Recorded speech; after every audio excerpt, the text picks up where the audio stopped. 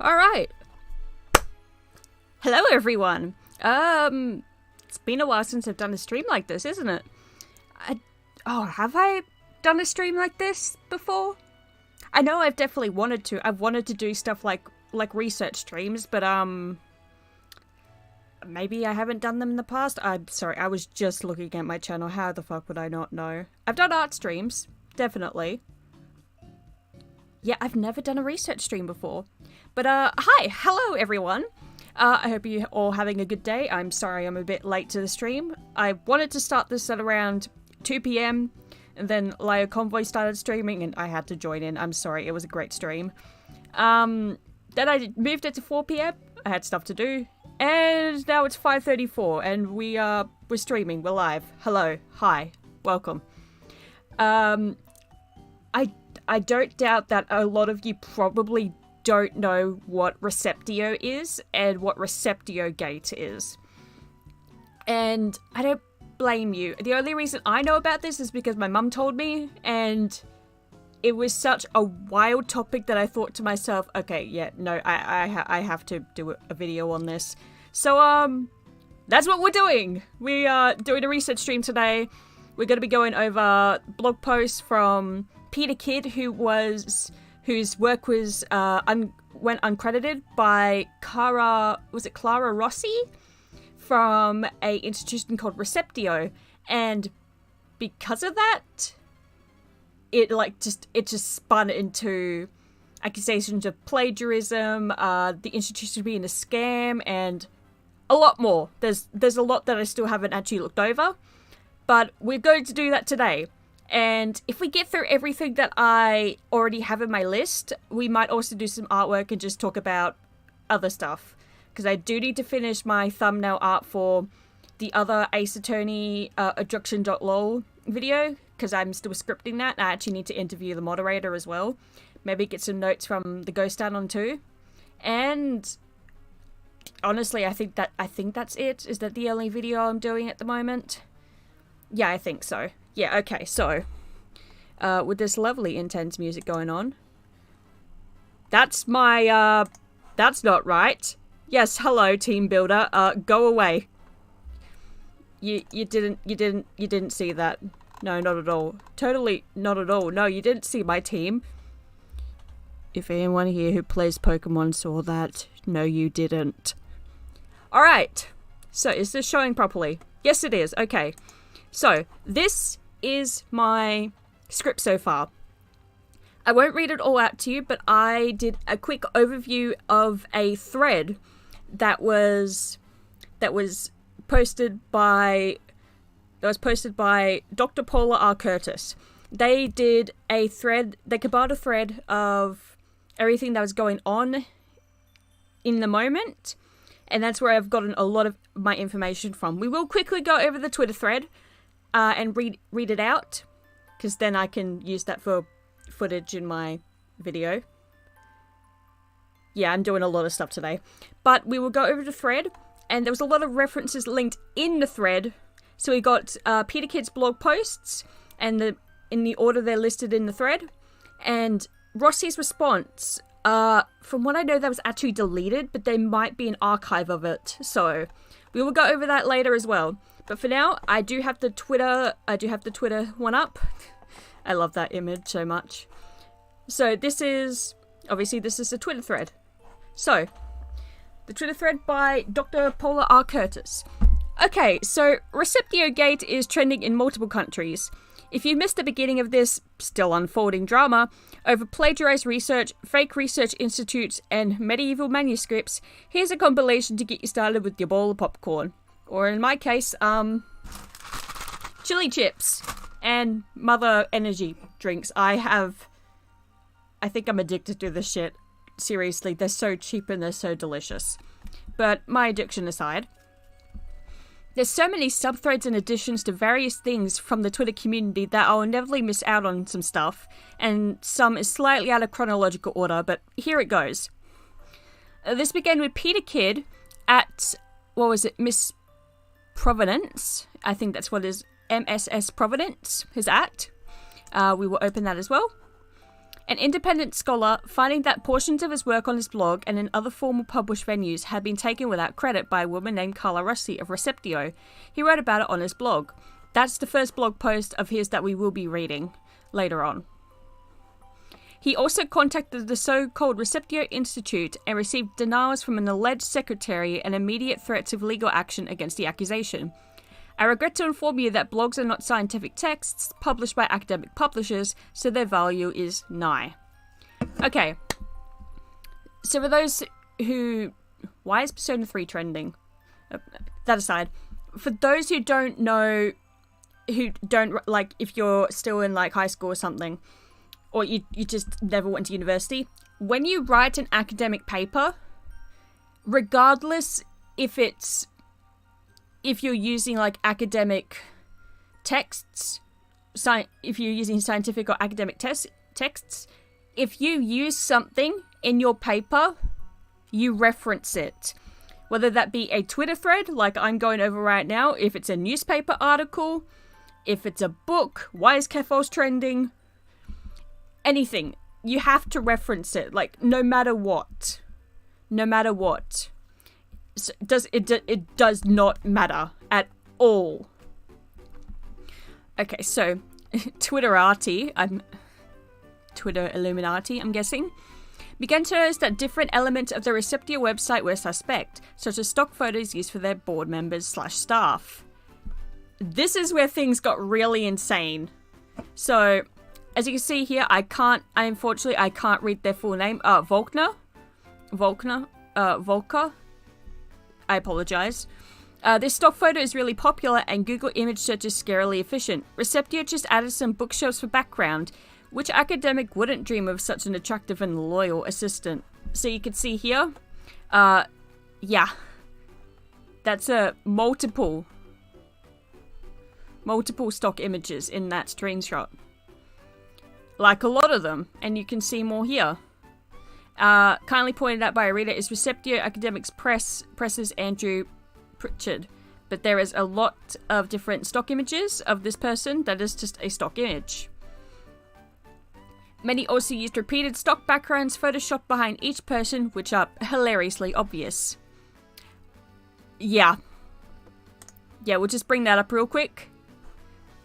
That is very clear. That's extremely clear. Like, that's just the same thing. What is this? The physical address of the business also seems suspect. So, Recipio Academic Press Ltd. claims to have their administrative department at an address in London where 268 other companies are registered. The address can be used to create a false impression for just 29 cents per month. Is that cents? Or the British equivalent of a cent. So, Wenlock Road. Here. There are companies at this address. Oh, God. Give a great impression to your customers. Kazuma Soggy. Give a great impression to your customers and contacts. The registered office is the official address for a limited company, the home of the business. By using a residential address, you could give the impression that your business is a small-time or amateur. Meeting rooms. So there's... It seems like... here we go. Different memberships. Or is that dollars? That's not cents. That might be dollars. Pay for the days you need, no minimum per month. Includes 1 day pass. So that's not the official address. It seems more like a meeting place to me. Image that showed their logo on the sign was also not quite legit. Peter Kidd. That's Recipio Academic Press. Why is it a B? Why a B? But as you can see here, here's someone else's sign. DK System. Ufit Corporation, best of the best. And other images. Reminder, Recipio is an academic institution, or allegedly it is. At this point, Peter began updating his blog to reflect that Recipio's website was being frantically edited, and some of the images changed or removed to try to erase any evidence of having stolen his work or used fake people. Apologies, I'm just going to put the audio down just a little bit. Now, screenshot from today, December 25th. Okay, I understand that you're going through something. Oh, that's not Peter. Okay, replying. Zurston? It's Christmas, what are you doing? I'm just kidding. I was also online during Christmas, so hats off to that, mate. So they took a screenshot on Christmas Day. They're following your account, removing images as you tweet. So they actually removed images of people. Lol. Yep. Goodbye, Andrew. Peter laid out these changes in his second blog post the next day. Encourage everyone to visit for details. That's another post we'll be going over. More investigation found that all the images of officers were also stock photos. So there's the bookshelf that we saw in the stock photos beforehand. More digging on their London offices. This photo belongs to this apartment and is taken from its expose. So I think this is the Is this the apartment that their address is? That might be. And Peter put these crumbs of chaos together as any good research would do and placed them in a blog post on the 26th. Thank you, Peter. Also, PDFs of pubs were previously available on the site began to disappear. Oh, note that the downloadable PDF has been removed from the site and the online version altered since the publication of my blog yesterday. So some were actually edited. The first image is page 34. It's downloaded 48 hours before my blog post. The second image is the same text of online edition as edited today. And the third image is detailed. This text seems to be added in haste, hence the typo Usta. Digital reconstruction through DM.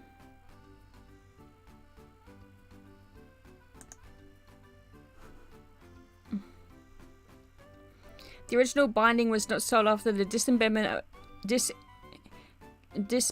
of the manuscript. For the digital reconstruction is used a bind. Oh god. Of course they still don't cite the flipping manuscript. Oh yeah, because the manuscript I think is like his work. That's how this all started. Meanwhile, Twitter sleuths were finding out other publications' fully stolen content. So, Volkner's here again. Another article by Carlo Rossi in the same journal issue on the Pontia Hours, I think that's how you say it, contains a paragraph taken verbatim and without acknowledgement. So, is on the left. Why was it sent specifically to Paris? Although McCall.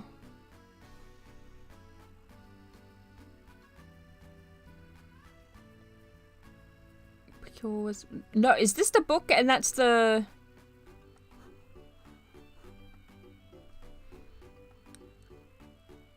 oh wow book of limit. Yeah, okay, yeah, this is the text. I could see that it's mainly an illuminator. He was also an entrepreneur in productive work in Paris, so there's a bit of a detour there. Setting up a press. History, design numerous for himself. That's really word by word. Oh god. Publishing a first series under his own name by 19. Taken verbatim. That is really fucking bad. Another heads up to people. Let's say, look, when you're referencing something, you need to put something into your own words. So ideally, you would want to if you were going to use this as a reference, you would ideally want to reword it into your own words. Like, but if you cannot get your point across, like if it's really, really well written and you just can't get your point across, quote it. Put it as a quote and put, the reference, page number, etc. And you need to show that it's a quote from the book or from whatever text you're taking this from. If it's not a quote, then you need to put it into your own words, because this is really fucking bad. That's plagiarism. Like, that is blank first plagiarism. That's really bad. Yeah. So, continuing on, Rossi also started adding things about the alleged plagiarism. So this was on her academia page, because Twitter wasn't enough punishment or drama. Don't rile up Twitter. Twitter will destroy you. Never, never rile up Twitter. So that was Professor Rossi had actually done a four-page response, but I can't remember if the response is taken down or not. I think it is. Peter is dubbed Blogger Cop, and Twitter is all in.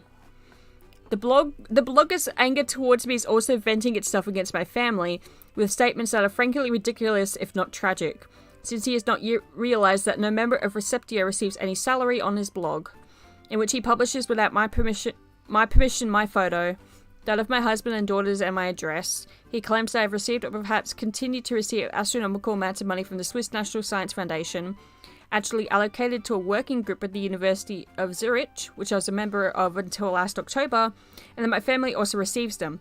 What can I say? I wish it was so. Not knowing the Swiss National Foundation's policy on funding publishers to produce books in open access, he then claims that I even earned to 20,000? Is it supposed to be those O's? Is that actually how you write it, or is that like a really bad typo? Oh god.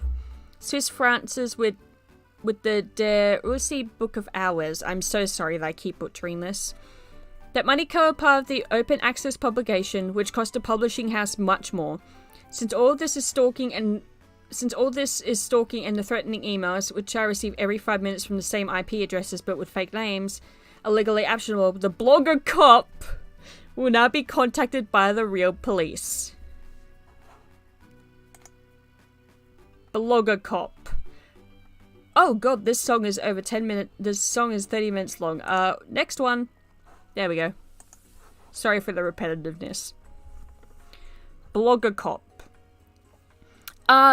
This part without my permission of my photo, husband and daughters, I think when it comes to photos, if that's published on the internet, I think that's public use under Creative Commons. Don't quote me on that. There's something, I do think that should be referenced either way. I don't know if he did or not. Like, this is just a response with no, like, links or anything. So don't take my word on that. But also, I think that husband, daughters, and address, if they're talking about the address on the website, then Kid did nothing wrong in mentioning it. Same if the photos of her husband and daughters are on the website as well. I think there isn't anything that's actually, like, wrong with that, but I could be incorrect. So Peter breaks down it in his third blog post. Oh, I feel a sneeze coming. Some of the images that were used without permission were suddenly converted to black and white. Receptio Academic Press. The St. Mark miniature, whose owner has not given permission for its reproduction, has now been replaced by a black and white version.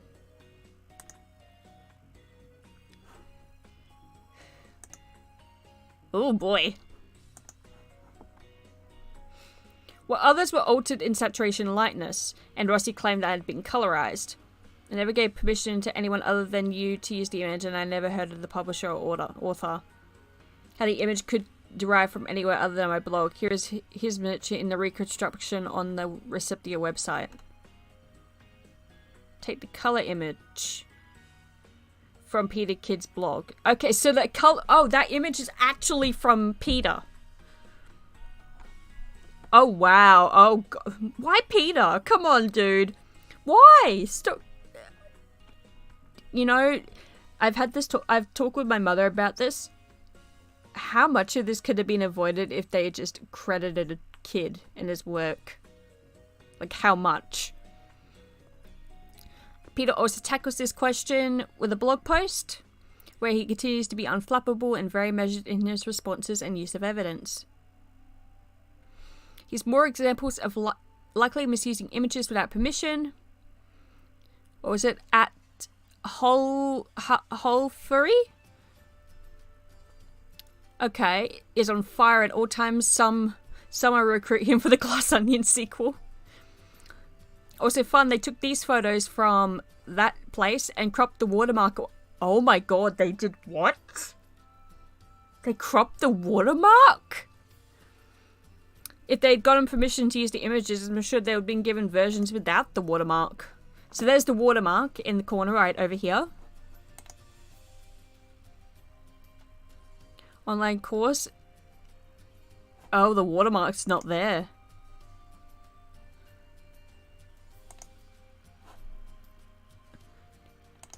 Where's the watermark in this one? Is it that? I can't see the watermark in this one clearly. But that's still not good. That's... oh god. Oh my god. I can't believe I didn't notice this. Honestly, medievalists and philologists are not to be fucked with. They are tearing everything apart and finding where content has been stolen. Volker again. Philologists know about the usefulness of scribal errors and printing mistakes to establish the filiation of written text. In his listing of leaves auctioned by Kiefer, Peter wrote,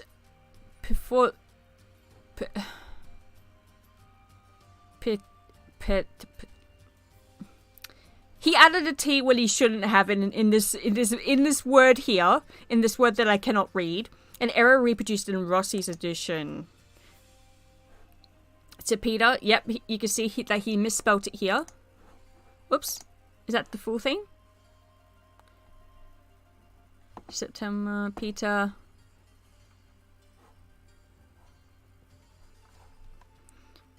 Passing interaction. I've never seen such utter dismantling of a person's academic facade. She dug a hole so deep I'm not even sure she could see the exit anymore. Oh no, the light's not in there now, dude. Including content from their 19th century publications. So I had a second look at the paper and found this notebook taken nearly verbatim from Archaeologia Cantina Volume X 1876, page 18, and J.C. Robertson's Beckett Memorana. Robertson is mentioned nowhere in the article as far as I can tell.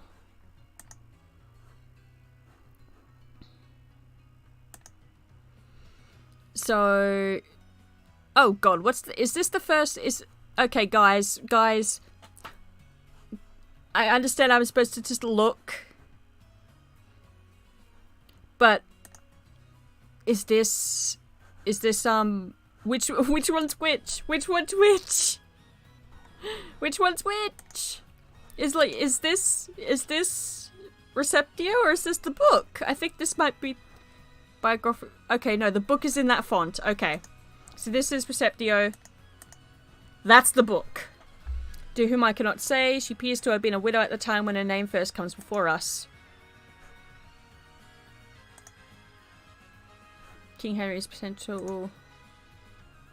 This is on the occasion King Harry Pennell visited the March of Thomas of July. Tells us the King of true forgiveness of St. Thomas's sister and in redress. Yep.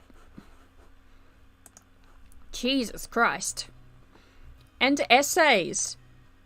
So Yale Rice, I should be I should be working, but I'm instead scouring for more plagiarism.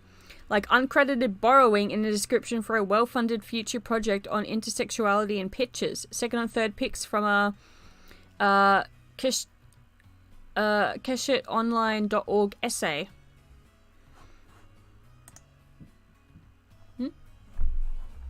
Give me one moment, thank you.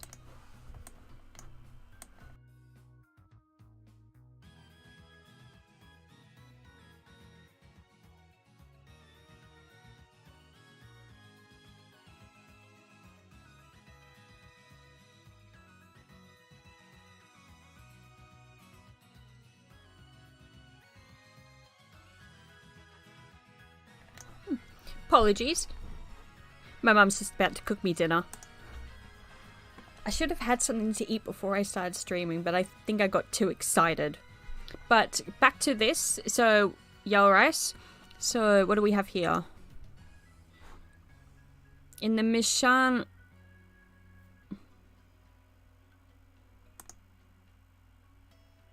Guys. Guys. Guys. Guys. I don't know where everything's from. Yes, this song is perfect for what I'm feeling right now. Dread but hopefulness. We'll wait for that to load. The Misha explains the androgynous in some ways is like men, and in some ways is like women, and in some ways it's like both men and women, and in some ways it's like neither men nor women. So it references Berkham for one. She makes the radical statement, androgynous. I'm not going to read that. I'm going to butcher it.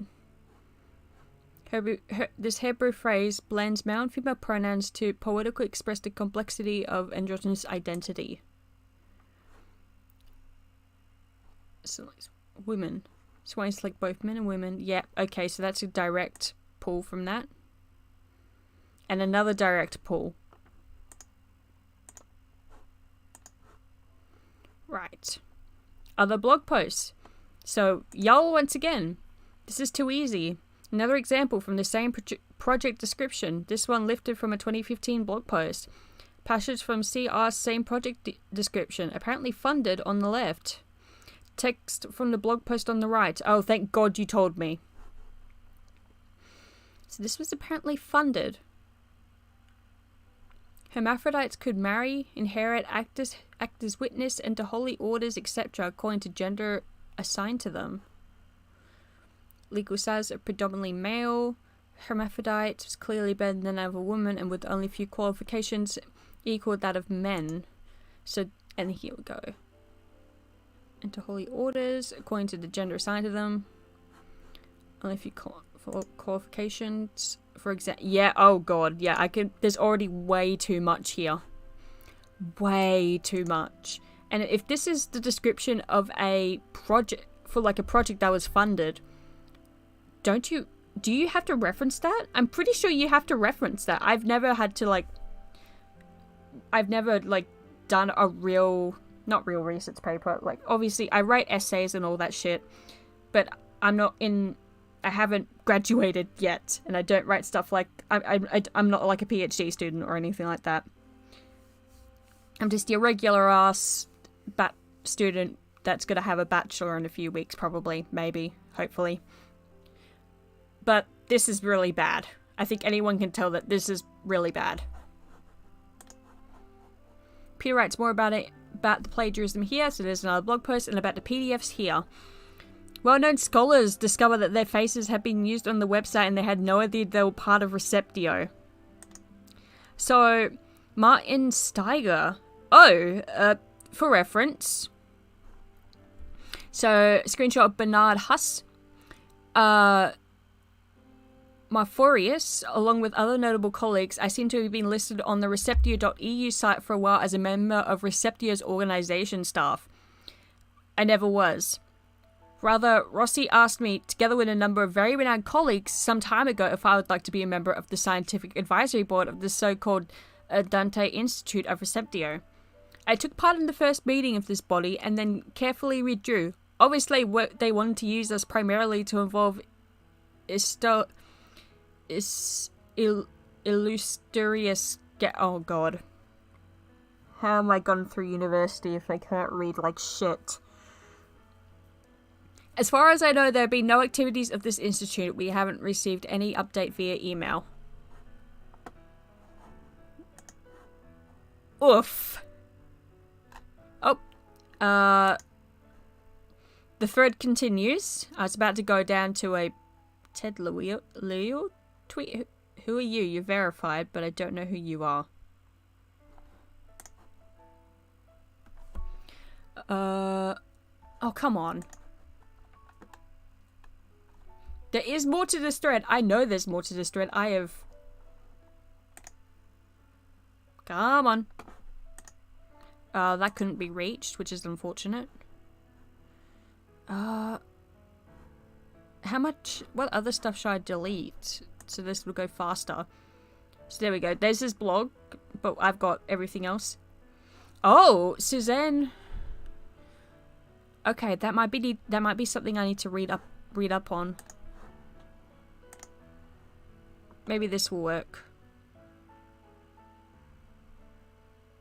No? No, you just gotta shit on me while I'm live? You gonna shit on me live? Cool. Thanks, Twitter.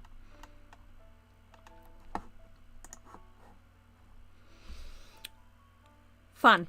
Alright. So, I don't know if this is gonna load anymore. I'll go look and see where I stopped. Not stopped, where I finished up the script. Because I did look through the entire thread. So... what's it? Let's begin to spread. Yep, blah, blah, blah. You should... David. Oh, yes, David. David. So that's something that is discussed in the thread. So I'm going to quickly go over what David does. So I am going to read a part of my script, I guess. David La Monica, Rossi's husband, ends up sending some threats towards Kid, and even a bot account is set up to harass and spam Kid with various threats and messages. And this is allegedly David La Monica. I can't remember if this was actually confirmed or not. And as I continued looking through the thread, there is threats of doxing, homophobic slurs. I can't remember how it got there. Yes, as you can see from my script, I tried to be a bit more lighthearted. A little more lighthearted. But, holy fucking shit. La Monica's account was locked as well for hate speech, which is surprising. Twitter still has moderation, apparently. And the thread did close after that, with more fake identities being revealed. An announcement of an investigation by the University of Zurich, which Rossi was a part of. And Dr. Paula also linked to a lot of other people in the field talking about the situation. So hopefully we can look at that once the thread loads a bit more, which it absolutely does not want to do. Hopefully this isn't too loud, this music. Okay. Also, there has been video responses, and I am going to look at those and see if there's English subtitles. I don't know what language is being spoken. I think it's Swedish, but regardless, I don't speak the language, so I unfortunately can't really, watch the video if I don't understand the language. For all I know, like, the video had the best fucking defense in the world, and we all got owned, but I don't know. So we will have a look, but if there's no English subtitles, then yeah, we can't really go over that. Alright, so we're going to go over the blog posts. So I've already got the first one up by Peter Kidd himself. Saturday, 24th of December 2021. Nobody cares about your blog. So, an edit made on the 26th. For anyone reading this for the first time, please note that a lot happened yesterday, Christmas Day, on Twitter, with many people contributing new information and insights concerning Receptio and Professor Rossi. I will try to update the blog below later today. I have now done this, and will also aim to write another blog to document and reflect the new revelations. Actually, that does remind me, in my description right now of the stream, it does state that I do have references to I have links to the Twitter thread and this blog post, but not everything else, because I don't know how far we will get today. And I only want to put in what we actually go through so you guys can look at it yourself. I will try and put more information in there that we couldn't go through, but I don't know just yet. So that will be updated once I'm finished, like once the stream is done, and I'll update it once everything's done. So let's continue. So this is his book. Book of Hours of Louis de Rossi, aka Recipio Academic Press. Huh. Alright. The title of my blog today is a quotation from an email I received yesterday from Noemi De Santos of Receptio, the Research Center for European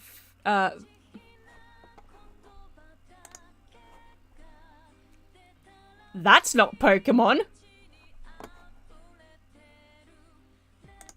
That's not Pokemon.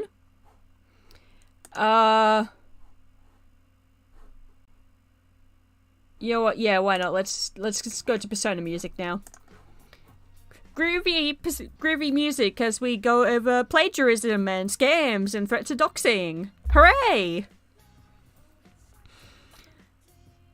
The research center. It comes at a very opportune moment because this week marked the 10th anniversary of the week I started blogging fairly regularly. Since December 2012, I posted an average of about 45 blogs per year. Yeah, doing better than me, buddy. And I was wondering how to mark this milestone.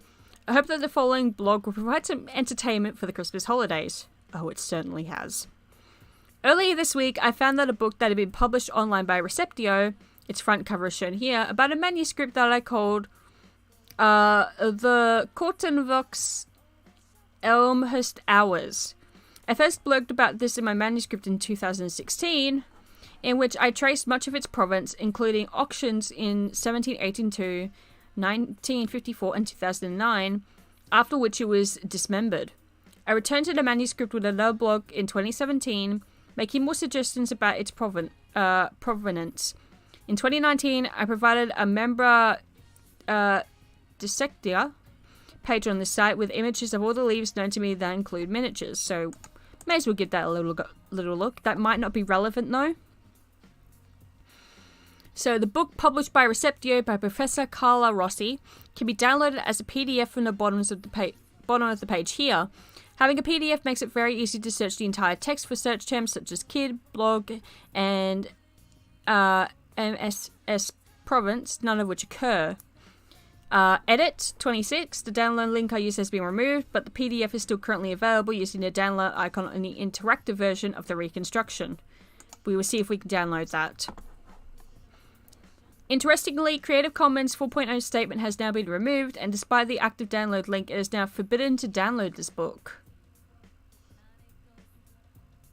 Forbidden to download it.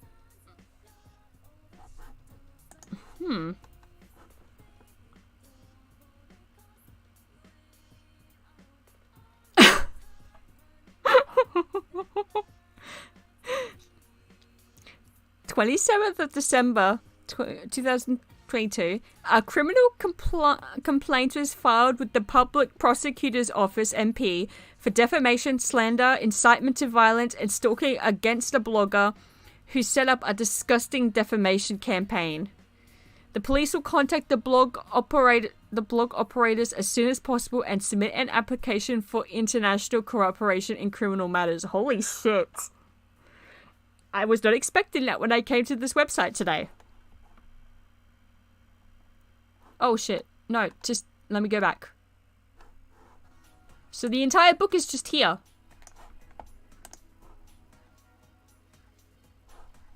Can I download it? Does it work? It worked! Fuck you, I got it! That's amazing. Okay. You can still download the book. Nice to know.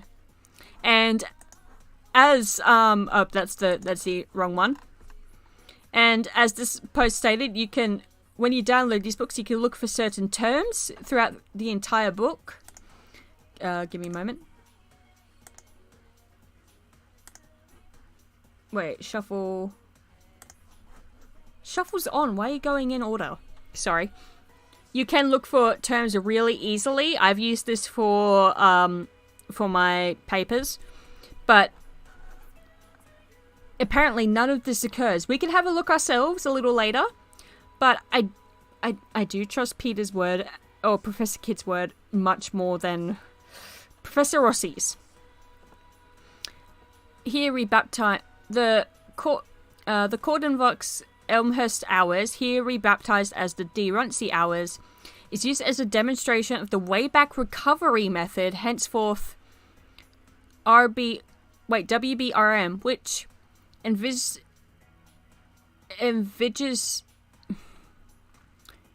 working with a particular type of fragments, namely the digital ones, to reconstruct dismembered manuscripts. This is presented as a new and innovative approach, but seems to be a lot like what other people have already been doing for 2 decades. Either as a plain web pages, e.g. by the late Eric Dirk Dahl. He collected thousands of images of leaves of books of hours from eBay, although for copyright and bandwidth reasons put very few of these images on his website, or, more recently, using tools such as Omeka, of which Lisa Fagan-Davis' reconstruction of the Beauvais missile is undoubtedly the best known, and on the Fragmentarium platform. If it's not obvious, I'm not in this field of like academia at all. I'm getting a Bachelor of Criminology and Forensic Psychology, so I am mispronouncing a lot of this stuff. Hopefully I'll be much better when I actually make the video. But wow. WBRM. Yeah, that's not a particularly new thing. We always use the Wayback Machine for like archived evidence and all that. Yeah, that's not new at all. So, Chapter 1 of the book explains that the study was prompted by the acquisition of a single leaf earlier this year, page 16. Provenance that I had already established is then traced, starting from Sunleby's sale on the 14th of June 1954, lot 32. Image used here is clearly the same as the one on my 2016 blog, as evident from the mark above the word. Oh. Rossi, yep. Update. The online reconstruction downloaded PDF has been edited to remove the mark. What page was this? Page 16.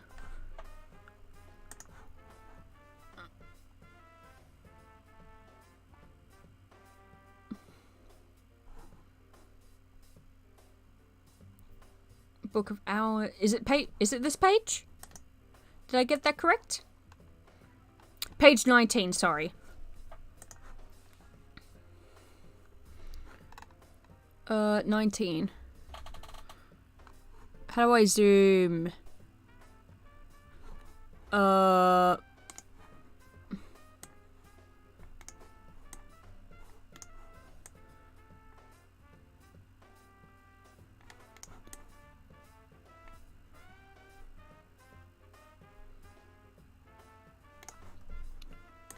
am I looking for?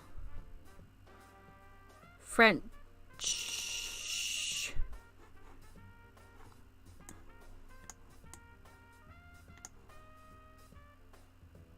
Has it been cut out? Or am I just blind that I can't find the original?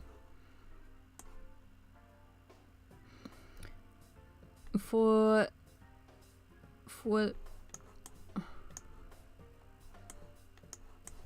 is it figures? What figure is it? Oh, it's figure 5. I'm looking at 6. Oh, there it is. That's nope.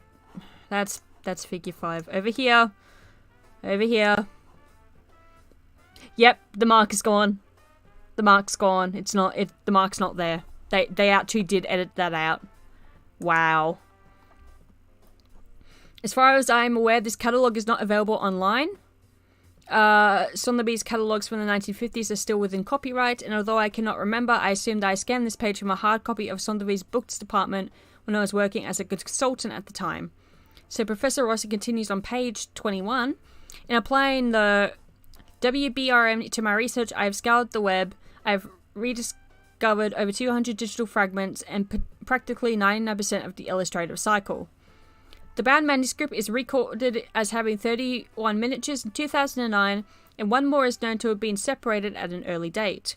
There is no mention in the Rossi book that I had already listed all the miniatures and provided images of all except 3 of them in my online list more than 3 years earlier, which we can view here.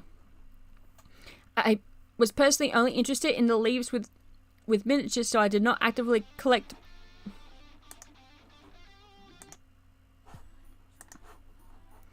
I was personally only interested in the leaves with miniatures, so I did not actively collect text pages, though I did reproduce a few of them. In the 2016 blog, I did notice one textual detail, however, emphasis added. In the first lesson of The Office of the Dead, on a leaf and miniature job is extremely rare, and according to Kate Otterson, this bears more of a passing resemblance to an observation made by Rossi. Okay. Included in extremely rare, and according to is only found. That feels like word for word. The only liturgic observation made by Rossi in this chapter is the same as the only one made by me in my blog post. And there's no reference of you anywhere. In my 2017 blog, I tried to strengthen the association with Challenges by examining the All Saints miniature, which had Saint Stephen prominently in the center. I pointed out that Stephen was the patron saint of Chalons Cathedral. I also described how the only two other saints who are identifiable as Saint Catherine to the left, holding a fragment of a wheel, and Saint Lawrence to the right, more obviously holding his gridiron. Describing this miniature after making the same point about Saint Stephen and Chalons Cathedral, Rossi notes in page 250 the same thing. Can I... Page 250. Commentary notes. Oh my god. No, zoom in. Nonetheless, the usual... Hold his gridiron. Here's the passage. Here's the passage. The two other identifiable saints. Yep, in a miniature of Catherine. To the left. Yep. Right there. Right there. And... Like, look, that's a reference right there. I'm pretty sure that's a reference right there. Where's it for kid? Where is it for kid? You're supposed... What the oh my god.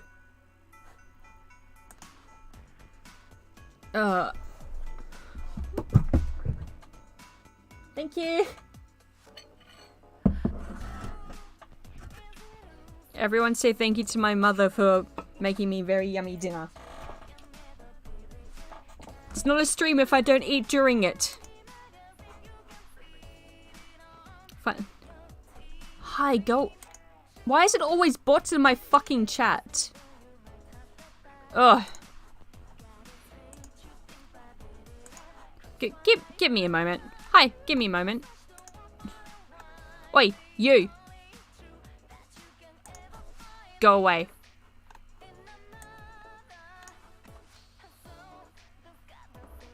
Alright.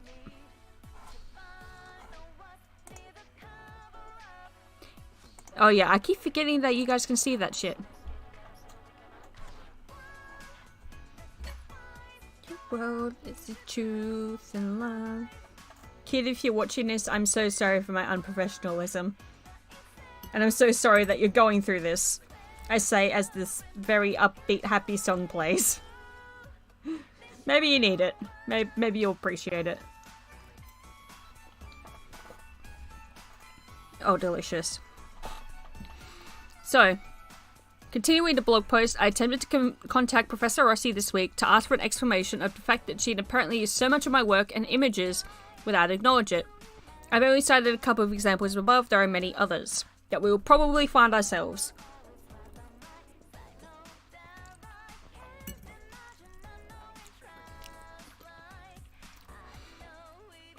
Perhaps there was a genuine explanation, such as an acknowledgements page being omitted from the PDF of the book.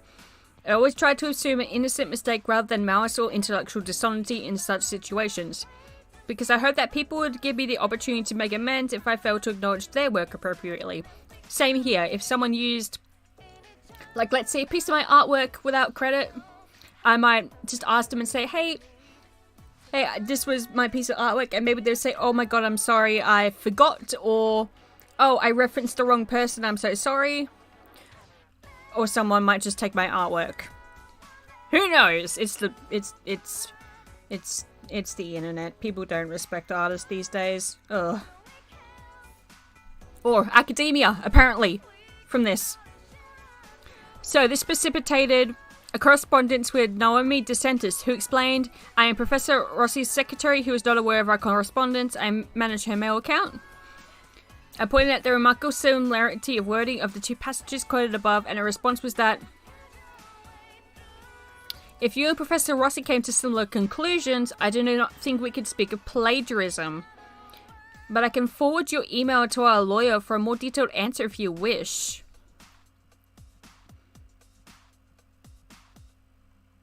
Okay. When it comes to wording, there's it being explained in a similar fashion, and then there's blatant word for word. There's a big difference.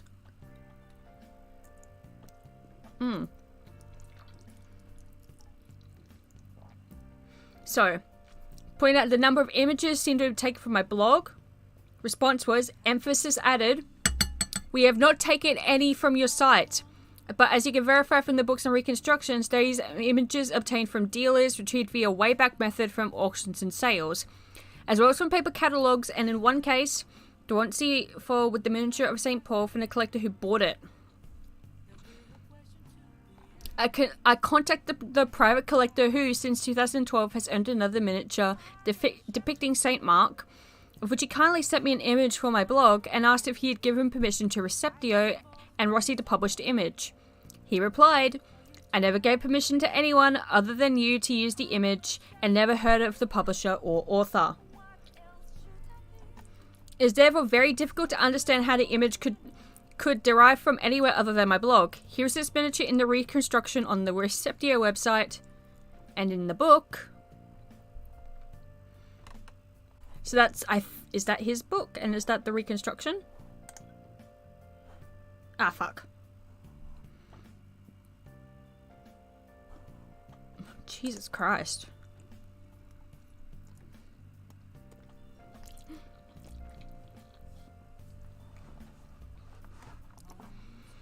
So, edit 26. The online reconstruction and downloadable PDF have been edited and the color images replaced by a black and white one. As we saw before. I pointed out the image of the 1954 Sotheby's auction catalogue shown above in Dr. quotations, Dr. Rossi's book, also being come from my site, and got this response. First of all, you're talking about a professor, not a doctor. She does not even know of your site. Evidently, you both took the image from a common source. The sources are quoted in the professor's edition. I forward these delusional emails of yours to the lawyer who will, if appropriate, reply to you. I have to work and have no time for your ramblings. And then an edit was pointed out on Twitter yesterday that Professor Rossi cites my blog in a previous online article published earlier this year. Holy shit. What the fuck? Who the fuck? Was that actually Ross? I don't think... Is that an actual secretary or is that Rossi responding? Your delusional emails. What the fuck, man? Oh my god.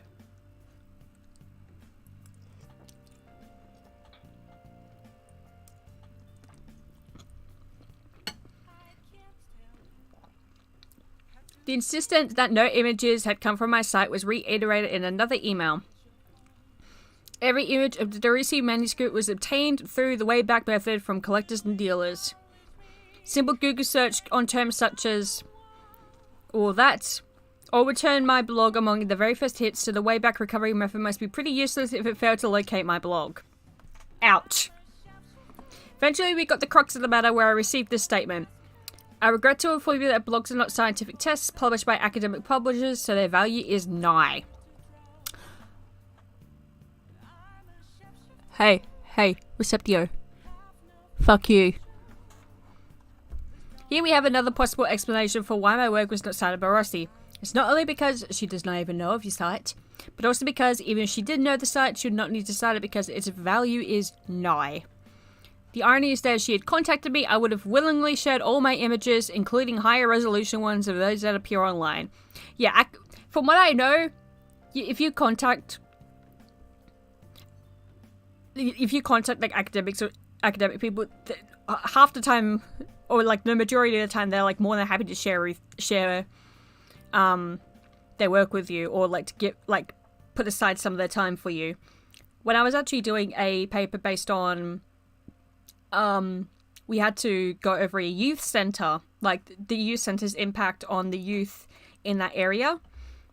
I actually, I emailed the youth center I wanted to go to, and I actually got an interview and got to look around, talk to a lot of people, and yeah, interview one of the people for just an essay. It was just a small essay, but if you're polite and if you're polite and you reach out and you just show what you're doing, people are like really happy to help you.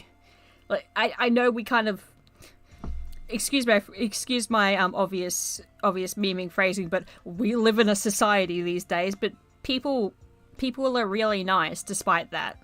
Like I don't know how else to put it. I feel like academics love learning and thus they like sharing what they've learnt with others. I certainly do.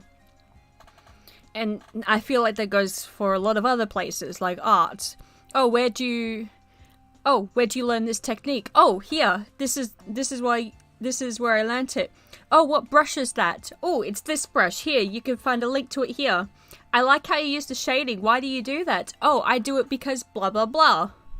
People are pretty happy when they're passionate about something. So, this blog is already long enough, but I'll finish it with 3 observations about the scholarly. Some of those called scientific, especially by European standards of the Rossi reconstruction. In reconstructions such as the fragmentarium ones mentioned above, missing leaves are indicated clearly so that the user can see which leaves have and have not been identified here. This seems to me to be the intellectually honest thing to do. In Rossi's reconstruction, by contrast, missing leaves are elided, obscuring the extent of still unidentified leaves. Here, for example, fold 87V is shown facing fold 91R as if the text is continuous. So basically, I'll bring this up so we can have a better look. So that's what they've gathered, but they can tell that this doesn't like join. That we don't know what's here, and you wouldn't put it alongside one another because, well, it doesn't continue on. But in Rossi's explanation, or in Rossi's book, it does continue on when it shouldn't. Those pieces don't go together. Don't put puzzle pieces together, but don't try and force 2 puzzle pieces together, guys. Online reconstruction has been edited to add the words digital fragments missing. Cool! The Recipio-Rossi reconstruction has often involved cropping off the real margins around a miniature or text, and replacing it with phony vellum from another source. This phony vellum is usually blank, but sometimes has water stains or other marks, and in one case has the show-through of a heraldic shield. The offending page has been removed and substituted with a blank one! Holy shit. Yeah, there's not even the stain. The implication of Recipio-Rossi reconstruction is that this leaf, with this heraldry, comes from the manuscript being reconstructed, but this is not the case. Where does it come from? Around the edges of each leaf is the reconstructions are visible at the edges of the border of the binding. There were pages images above. The front and back covers are also shown in full as part of the reconstruction. This intrigued me. Before being broken up in 2009, the manuscript was described as being bound in early 18th century full black Morocco.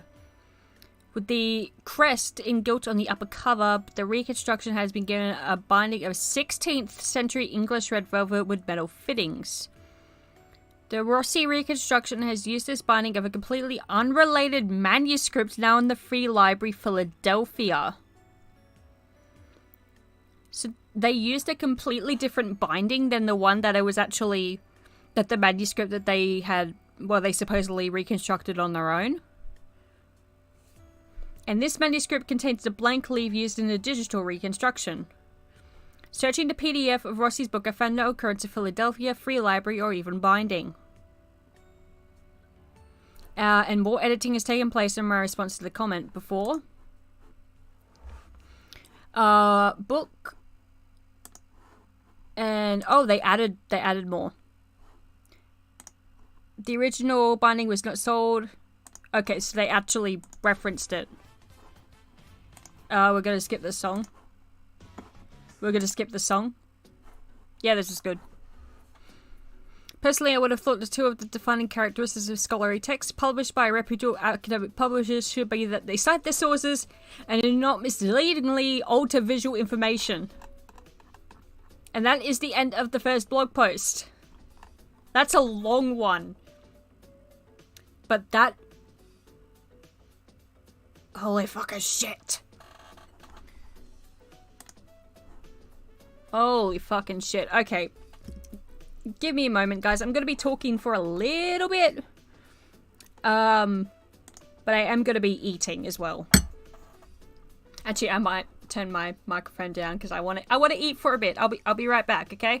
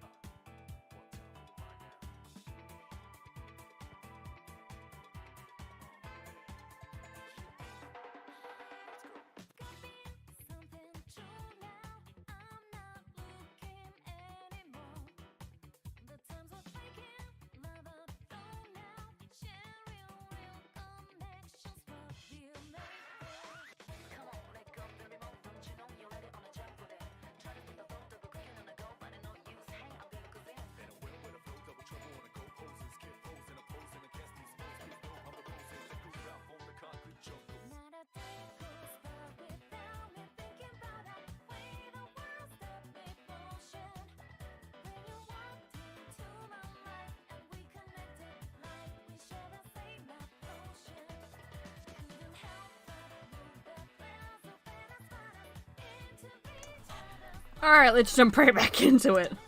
Sorry, I just had a sip of a drink. I'm sorry, I love this song, but...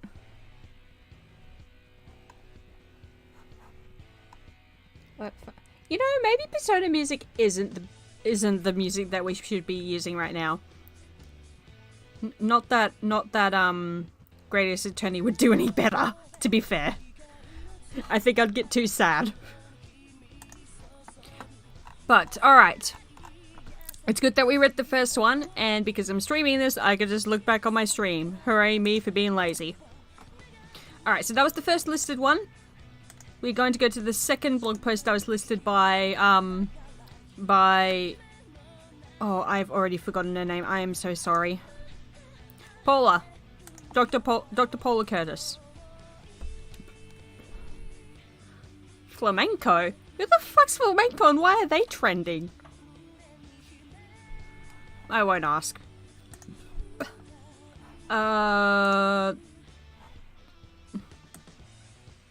Sorry, let me just shift that over for you guys because I don't know why that's just so shifted over.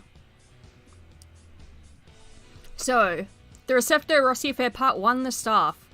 A lot happened yesterday, mainly on Twitter, but also on Hacker News, on academia.edu, and some private emails. There are more revelations in store if I can get permission to share some private info. And although many people have good reason not to be on Twitter, especially under its current mismanagement, so this blog is an attempt to summarize recent revelations. I'm not a very sophisticated user of Twitter, I don't follow many people, and my feed is usually very low volume. Same. So it is very possible that I failed to see some relevant tweets among the hundreds posted in the past 24 hours or so. Often, several people made the same observations independently, and I'm not sure who made them first, so apologies in advance if I seem not to give your contribution the attention it deserves. As mentioned above, there is a lot of material to cover, so I think I'll break into several blog posts. This one covering the staff lister on the Recipio website. We are changing the music again, I'm so sorry.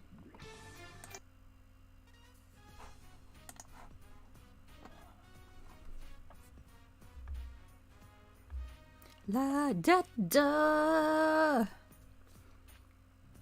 It was a private DM that got the ball rolling for me. I was sent a private message to the effect of at least 3 of the supposed members of staff at Recipio are represented by stock photos. I tried finding some of these staff members online with very limited results, for reasons that later became apparent, but yet not tried a reverse image search to find where their supposed portrait photos came from.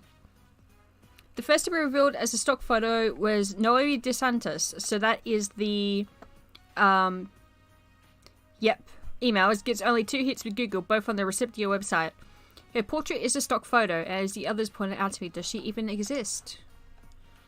My favorite example is legal advisor attorney Paolo Enrico Bernasconi. Oh, that looks so Oh. You can see the cutouts of that. Oh, that's bad. Even I can Photoshop better. His image can be found on a number of sites. This one's my favorite. Cold top lawyers for drug crimes in Minnesota. Turns out you can also help you out with your drug arrest if you're in Texas or New Mexico. I wonder if this was like an actual guy who was in that field, who, you know, drug indictment and all that. And that's why his photos usually used with that. The same situation applies to several more of Receptio's supposed staff, including Emma Fleury and Hannah Ami. So I meet Receptio's Emma Fleury, as you can see here. There's the photo, which is obviously photoshopped. Oh my god, it's so bad. And, yep, reverse image search, there they are. Google only produces 2 hits for Hannah Ami, PhD Senior Editor, Receptio, Academic Press, London. She also seems to be represented by a commercial stock photo. Very pretty stock photo, though, whoever was the person who posed for that. That's the one thing. I wish I could, like, figure out who these people did stock photos for, because they're pretty. They're very pretty. Within hours of these observations being made on Twitter, the images of these people started disappearing from the Recipio website. Of the people who had not yet been removed from the website, 3 share a common surname. David, Virginia, and Vilana La Monica. David, there we go. David. He's the one who supposedly set up a bot to harass Kid, and there was threats to doxing and homophobic slurs for some reason. Professor Rossi's legal full name is given onto public sites as Carla Rossi La Monaca. I'm sorry for butchering that. And she's listed as living at the same address in Lugano as David La Monaca. Virginia and Viviana La Monaca are listed online as students in Lugano. A more cynical person than me might wonder if Carla Rossi La Monaca is employing her family members at the expensive funding bodies such as the University of Zurich and the Swiss National Science Foundation. But I personally withhold any judgment until more facts are known. So we're going to see this real quick. Editorial, press management, graphic design. They look young. Virginia. Video production. Media relation. They look really... Okay, looks can be deceiving. But they... I don't know, maybe they're my age. 27th... December 27th edit. David La... Sorry. David sent me an abusive email yesterday in which he confirmed that Professor Carlo Rossi is his wife and refers to his family.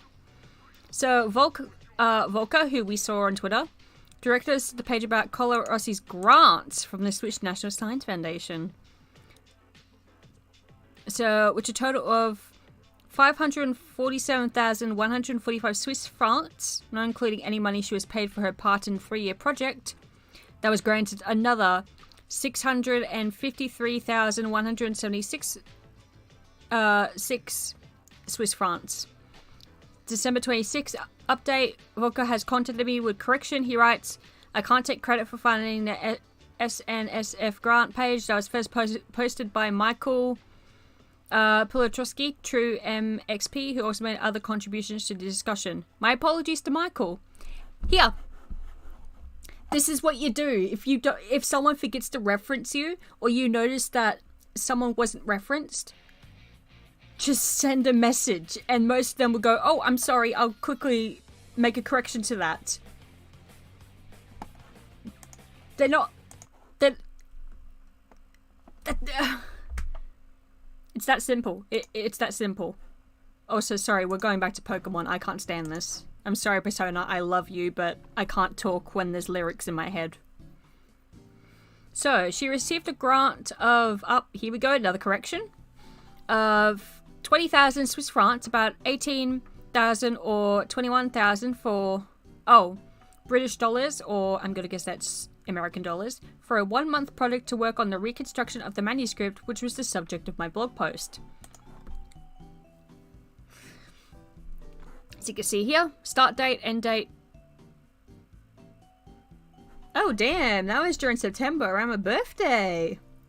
I turned 21 last year. Oh my god, yeah, it's 2023 now. Fuck. Can't believe we made it through another year. Can you guys believe that? Oh god, I can't put this in my end of year compilation. Fuck. Damn it. No.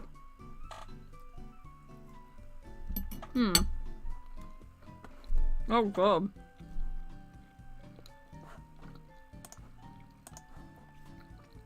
Oh shit. Whoopsie daisy. Let's go back down to that. My apologies. So, I cannot comment on the quality of the other projects, but certainly this grant resulted in an extremely poor piece of the very derivative work. Maybe I'll come back and add more to this post later. I want to end by emphasizing that there are certainly some innocent people who have been persuaded to get involved with Recipio, at least one of whom I know to be a genuine scholar, and who knew nothing of what was being uncovered. So please do not assume that everyone involved with Recipio has the same moral compass as its director. You should always think that whenever anyone gets exposed, like, guilt by association, it's just not a good thing, especially at the very beginning. They can definitely be guilty by hiding certain things, such as, like, let's say that this genuine scholar, he knew what was going on and didn't say anything. That's guilt by association. They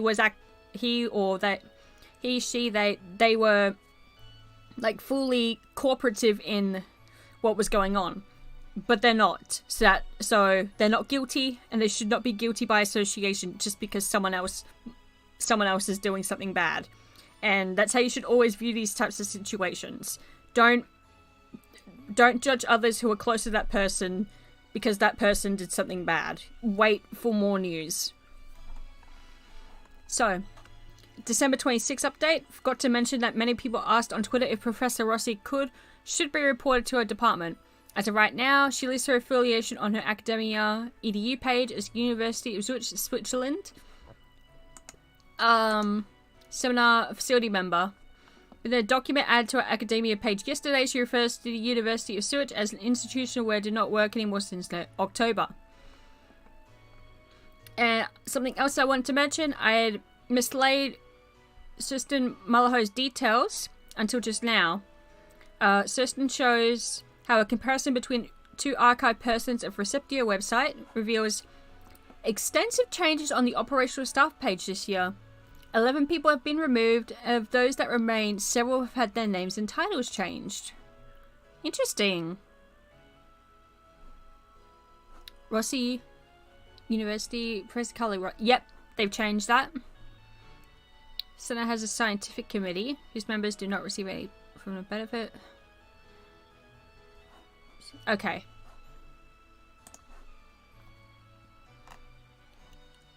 What a wild story. It says, if Donald Trump tried to be a scholar, this is how he would go about trying to do it. I'm sorry this happened to you, but I'm glad you've gotten so much support from vigilant researchers. Don't fuck with academia. Don't fuck with people who are passionate about work, about anything that they do. You don't fuck with artists. You don't fuck with, fanfic writers. This is just from the groups I come from. You don't fuck with academia. There's just certain people you don't fuck with. And it's those that are very passionate. Research center, sign into academia. No, I don't want to sign in, thank you. Let's grant the title. I worked with the Book of Honor. There's the book! Okay, so they've got a fair bit of work. Co-authors. Oh, look at all those views. Gee, I wonder where that came from. Oh no. Oh no.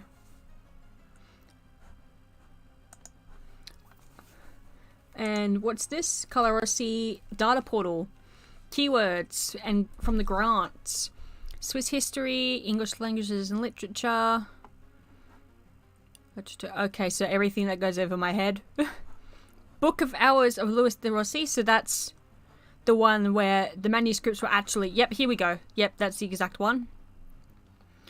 But for the others, we don't know. So we don't know if these are fraudulent either. If these have been plagiarized. They might be, but we cannot definitively say that. And they also do seem to be in a different language. So I don't want to assume anything because I probably can't read these. Employees in the following grants. So there's someone else. He could be completely innocent. Please remember that. Manuscripts, Book of Hours. So that's archived. Yeah, not secure. Whoops a daisy. So we're gonna go to the third blog post. We're actually getting through quite a lot of them. We're almost halfway through. That's pretty good. Let me just take a sip of my drink.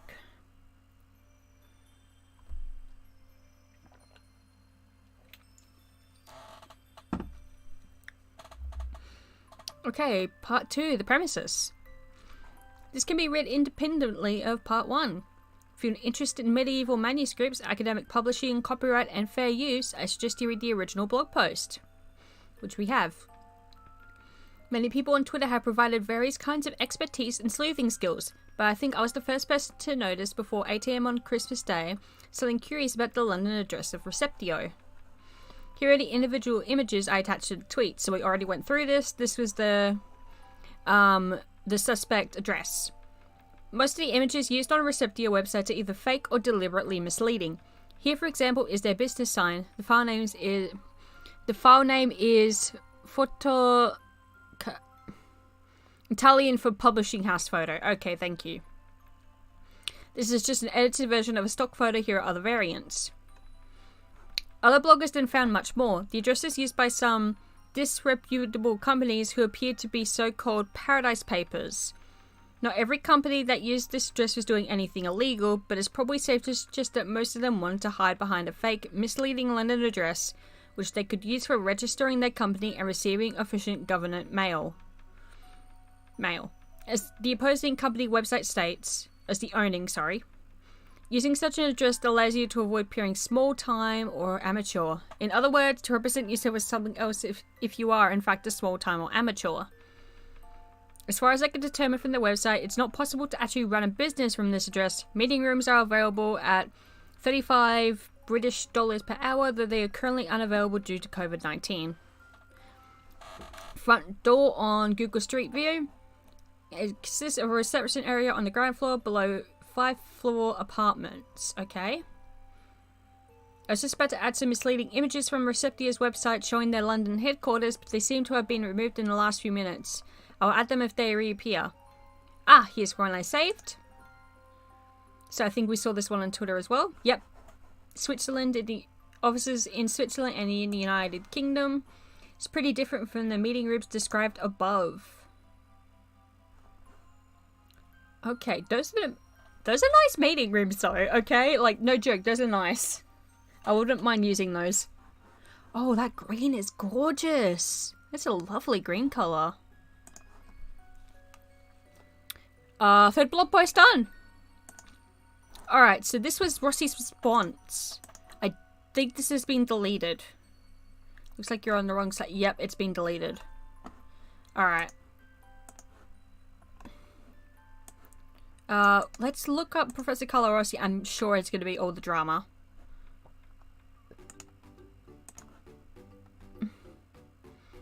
Oh. Right, this is the video. Ads. Stop. Comments are turned off. Try YouTube. This is on YouTube Kids?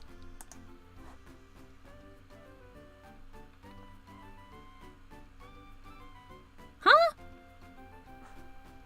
Alright, I'll get back on track in just a moment. My personal webpage. Okay. Personal webpage, home, portrait, publications.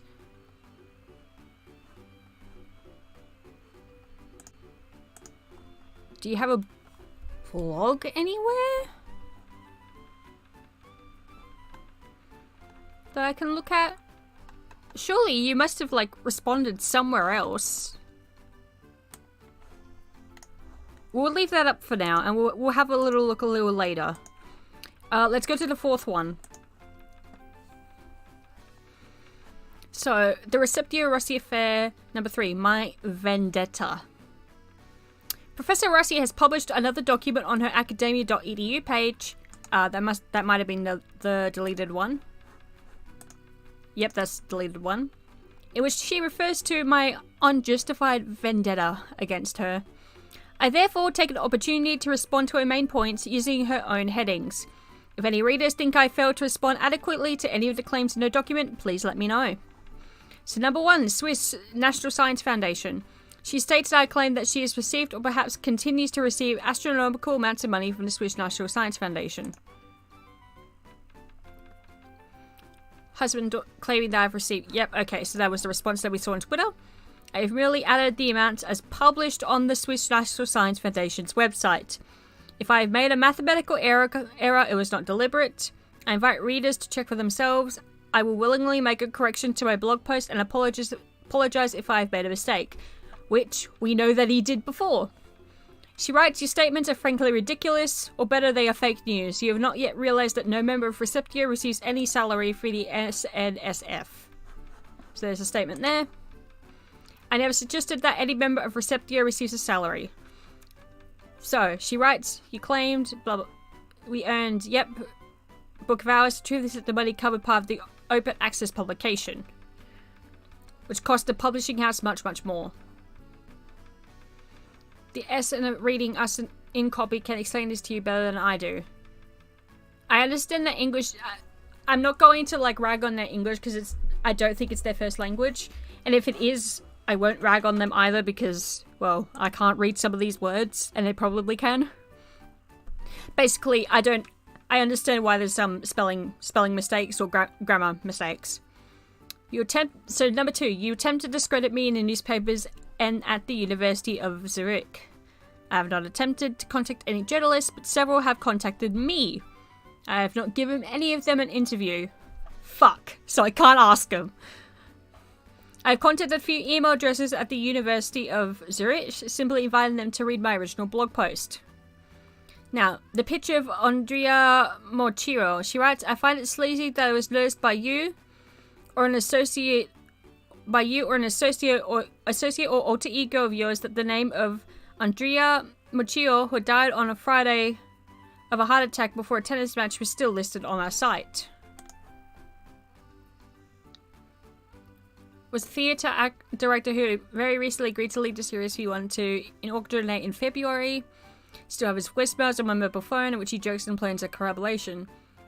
Today was his funeral, and it was heartbreaking to have to deal with such vileness as color while I am in such pain. Made no mentions of material on Twitter, in my blogs, or anywhere else. Although I did retweet a thread written by someone else whom I do not know. They, I do not even know their gender, are not an associate or alter ego of mine. Wasn't it actually confirmed that this person wasn't actually dead? Or at least not the person that they were thinking of? We'll have to confirm that later. Don't quote me on that. So she ends, I think that after all the falsehoods you have published, you should bring the discussion back to the level of adult and educated people.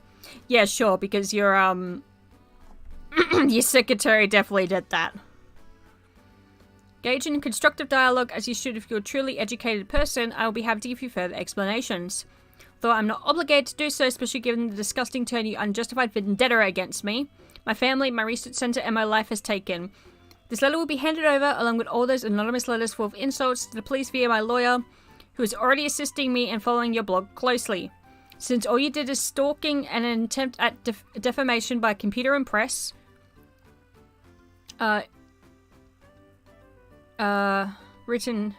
spoken is liable. Yeah, sorry. This letter and your reply will be handed over along with all the anonymous letters full of insults to the police via my lawyer, who is already assisting me and following your blog closely. Is this the long song? Apologies and switching over. If she can give an example of a single falsehood I have published, I would be really willing to address it. I will respond to the second part of Professor Rossi's document headed Response to Mr. Kidd's accusations on his blog separately. So, here's a good question. Genuine question. If you own the publishing house that publishes the ebook in question, why do you have to pay for open access and why? And Michael replies, in normal cases, the payment goes to the publishing house to make up for the income lost by publishing open access. Employees, copy editors, typesetters, etc. of the publishing house still have to be paid. Their overheaded and operating costs and the cost of printing the book need to be covered. These fees can be quite large. A journal wanted 400 euros from me for a 3-page note, but they are real and serve a purpose, at least in principle.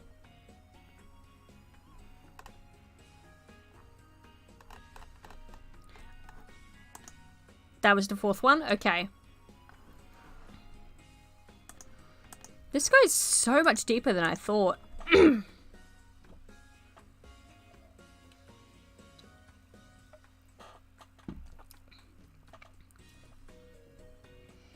Dr. Paula gave like a really good explanation in the Twitter thread. I know they said that they probably missed some stuff, but they did it pretty damn well. It's always good to read over this stuff though, because they're kids definitely going into much more detail, and that's good. That's good to know. So my accusations, part 4. Continuing this from this morning's post, the second part of the PDF recently uploaded to Professor Rossi's academic.edu page is titled Response to Mr. Kidd's accusation on his blog. If I fail to adequately address her claims below, please let me know. Again, I follow her numbering.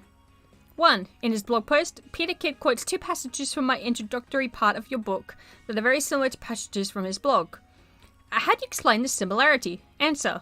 We are both quoting Sotheby's 2017 sale catalogue. First, it's notable that Rossi admits that in the book she's quoting the Sotheby's catalogue, and yet she does not cite it as a source. Let me look at this.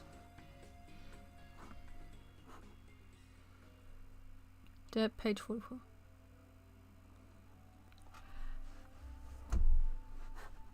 Oh. Uh-oh. Did you consult Mr. Kidd's blog during your research? This question does not get its own answer, but is covered by the answer in the next question. Okay. 3. In a journal article on the same manuscript, TCLA 6/1 August 2022, page 25, you mentioned a blogger and his work in relation to the Rossi manuscript. Why is the reference to the blog missing in the book? Answer. Simply because the blog was brought to my attention when the drafts of the books were closed, but I mentioned it in the journal. However, I must honestly say that as the blog did not add anything new or original to what was already being gleaned from the auction catalogues, I did not feel in the journal to quote it on a particular issue. I regret that my secretary succumbed to Kid's insistent and unpleasant emails, which left no room for dialogue and responded rudely without questioning me. The whole thing happened while I was travelling for the Christmas holidays and she had permission to answer my email. We never imagined that such a squandor could happen. So, Kid goes, I leave readers to make up their own minds about whether they find this credible. Let's look at the second part of the statement. So, yep, regret my secretary, blah blah blah. To provide some context, I will explain that in the days before Christmas, I tried to contact Professor Rossi using the general Recipio email address. info@receptio.eu, pointing out that some apparent examples of text and images being reused from my blog and a book. Someone claiming to be Noemi DeSantis responded, and I exchanged a few messages with her. On the 23rd of December, I wrote to carla.rossi@receptio.edu as follows. Dear Professor Rossi, I was previously unable to find your email address, so I have been sent a series of messages to, name removed, who contacted me in August, and to the general address of info@receptio.eu, to which Noemi DeSantis responded.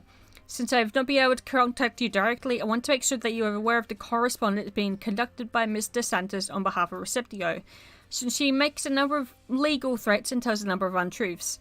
Best wishes, Peter Kidd. Even using this email, I got a response from Noemi. I am Professor Rossi's secretary who is not aware of our correspondence. I manage this mail account. I'm sure, like, that's a thing. Like, people do that. But, ugh. It's like, what was it? This is a situation in a completely different, like, in the art commentary community. What was, apparently, this kid was, like, being groomed by like, a well-known commentator. And when people tried to talk to the kid, like tried to get their side of the story or screenshots, suddenly the mother was on there and was like, "No, don't talk to my kid. I've seen everything." It was fake, by the way. The person was not a kid. They had no correspondence with the person accused. It was all fake. But that's what that reminds me of. Sorry.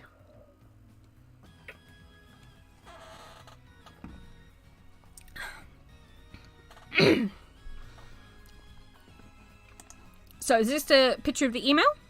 Yep. Questions 4 and 5 do not concern accusations of mine, except insofar I have already addressed the issue of the Swiss funding. So, 6, Peter Kidd states on this blog that he was the only one to include a colour scan at the publication permission for a section of the manuscript. Miniature depicting St. Mark.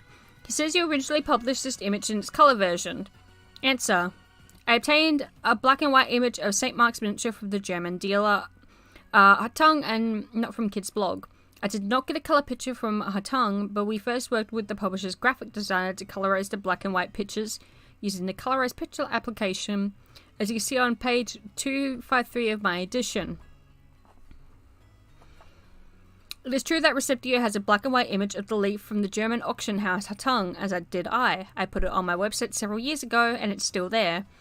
But I also later added a coloured version of the image. Does any reader really believe that a colorized picture application can correctly guess all the colours, including the figure's clothes, the areas of the blank background, and the plumage of the bird in the border in an image like this? To produce this, so accurately matching the original, which looks like this. No, it wouldn't. I don't think it'd be able to at all. There's not any substantial proof that it can't do that, but it's definitely, like, very unbelievable. Personally, I think it stretches credibility beyond the breaking point, especially as Rossi has now admitted that, despite early denials, she was aware of my blog site. Alright, 6-1. Part 5, alleged plagiarism. Last couple of days have been a bit crazy, and I realised that I have not written anything Hear about the first PDF added to our academia page, entitled Alleged Plagiarism. Fuck! When I first read it, I tweeted that it'd take considerable time and effort and would probably be pointless to write an item-by-item commentary on this document, but if people have specific questions that it raises, I will do my best to answer them. What follows may seem a bit pedantic and nitpicking, but for those with the stamina to read it, I don't. Please send help. It may help explain why I have absolutely no worries about a legal threat. Before anything else, I invite her, or any other reader, to show me where I've alleged plagiarism. I've simply provided evidence and allowed readers to draw their own conclusions. If she believes I am alleging plagiarism, that itself is quite revealing. Holy shit, yeah, he hasn't. No, I said alleged plagiarism, because that's what I'm alleging. That's what I think, but he hasn't actually stated it himself. That's the conclusion I came to looking at his work, but he himself has not made that statement. Oh, that's big. That's actually quite big. Of course, it is true that I might be taking her words or mine out of context to distort the true situation. According to Rossi, I started saying to members of the research center I run various emails containing a series of offensive, intimidating messages with the aim of discrediting my work. Okay, so that's a direct quote. If she would like me to publish the full email correspondence, I'll be very willing to do so. She only has to ask. In return, I think it would be reasonable for me to ask for evidence that Naomi DeSantis exists, and evidence that her book on the De Rossi hours received proper scholarly peer review as required by the rules of the body that provided the funding for its open access publication. Let me quickly go over that. Open access book, yep, required. Accessible without delay. As well as book financial support. Pays for the publishing services. Cost to cover. Author of the editor submits the application. Grant for a book. Link must meet the personal client requirements. Invitation. Grants book submitted. Documents submitted in contact. I think I read over that.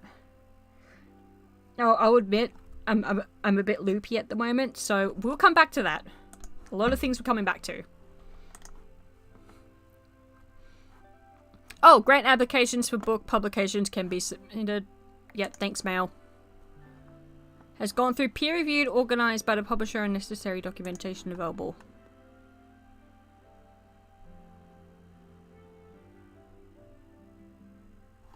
Oh yeah, it's right here. I did read over it. Oh my god. I am not suggesting that this should be made public, only that it should be made available to someone impartial, with an adequate knowledge of medieval manuscripts and fragmentology, and in a position to assess its scholarly value and rigor. I agree with that, but also with how big this has been, are we going to be able to find someone impartial in that field of knowledge now? Because I feel like everyone has heard about this. Like, this isn't even my field of research. Yeah, come in. And, yeah, I heard about this. Give me one moment, please.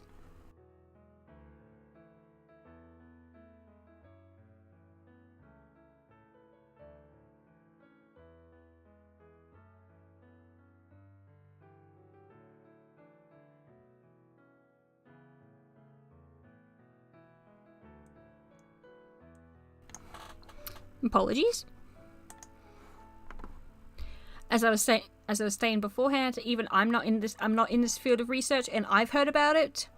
Like, when something big happens on Twitter, I feel like everyone who even is in that field just a tiny bit hears about it. Like, I'm a university student. I heard about it from my mum, who's a sociologist. So, where did I stop? Let's assume for now that the peer review did take place. Let me just check something. Alright, yep, we're still good. I will write a separate blog post with a list of some things that the peer review apparently failed to notice, or if they were noticed by a peer reviewer, Professor Rossi failed to incorporate it into a text. Back to the alleged plagiarism, for which the quotations are in bold, and explaining why she did not acknowledge or cite the main sources she used. I would have no reason to mention that blog, which provided no different information from what one gets from the websites of German antiquarian.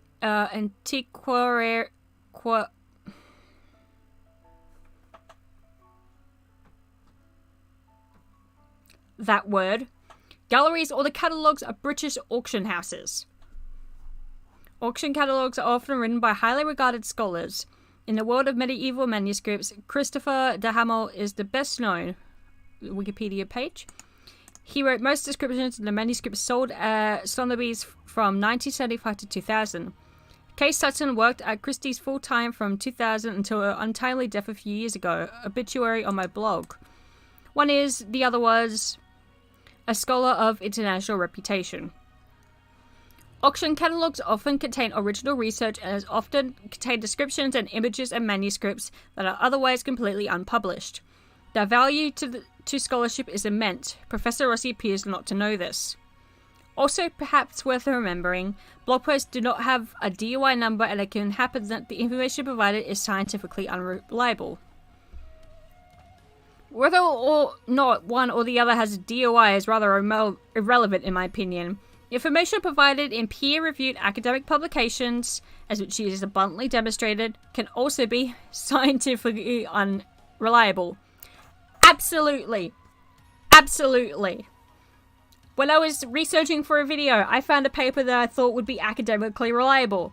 And then I actually read it and found out, oh wow, this is transphobic as fuck and has no academic basis. I'm going to stop and push that aside. So, yeah, I've come across it in work before.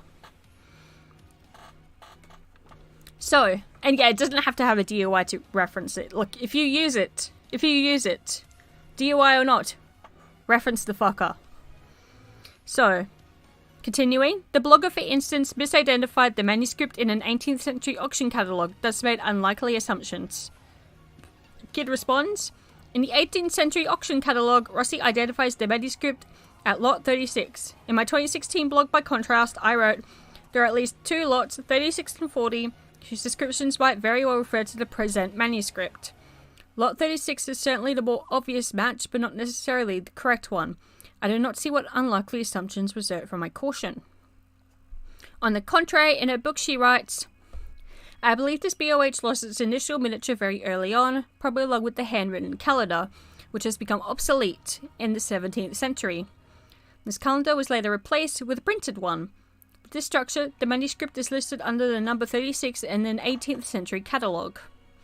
So she has made a series of assumptions, expressed as beliefs, based on the assumption that the manuscript was lot 36. She next writes, he considered the coat of arms and some of the miniatures to be retouched. I cannot find anywhere in my text where I suggested that any of the heraldic arms are retouched. I challenged Twitter to find a statement, and yet no one has done so. Look, if Twitter can't find something, it's probably not there. Rossi's assertion therefore appears to be an invention or error, but I'm still willing to be corrected. Okay, he's got more willingness than me. Look, if you ask Twitter for something and they can't find it, it's probably not there. He's only identified around 20 folia of Futivia, which I have recovered over 100. In this context, it is just a fancy way of saying single leaves. Okay, so folia. Unnecessary Latin always sounds more impressive, doesn't it? That's Latin? Okay, rather than around 20, the actual numbers are found out. 36 leaves represented by 59 images. You can count them for yourself here. I'll do that later. You guys better be lucky, I will do that. My limited aim, as stated at the top of that page, was to locate images of the leaves with miniatures. Not every leaf, and I succeeded in finding images of all except three of them. Through a historical and philological study, I proposed to identify the manuscript's addressee and the possible atelier where the codex was produced. Rossi may have identified the manuscript's addressee correctly. I do not know because I have not checked the evidence. I can confidently say, however, she has not identified the atelier where the codex was produced.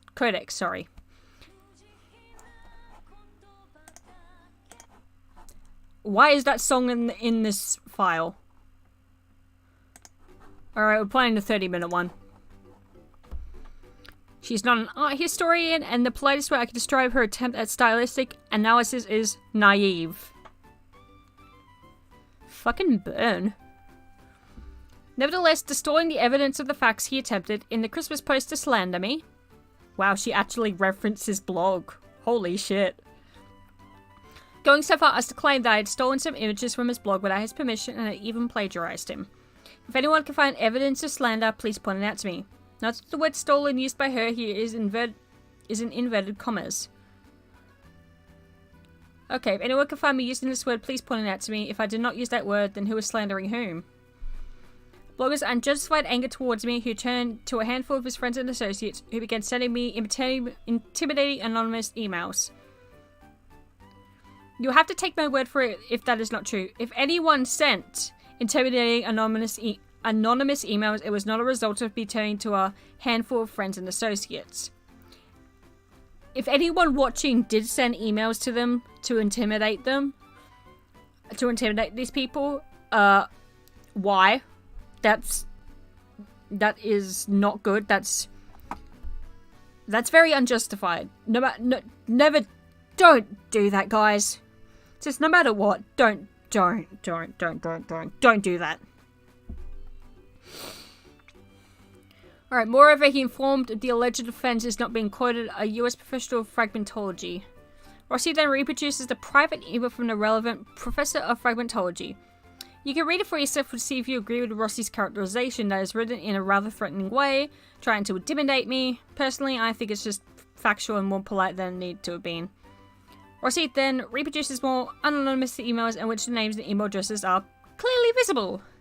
Look at the evidence and draw your own conclusions. Oh my. A proposal for... Oh, okay. Thank you, Mark. What's that? That's the 6th one. Here's the 7th one.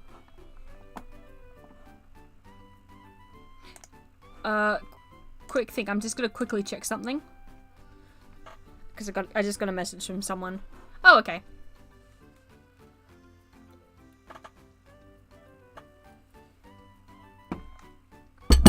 Fuck. Take that, Sonny. Wait, I'm gonna mute my microphone just for a moment. I just gotta reply to this message.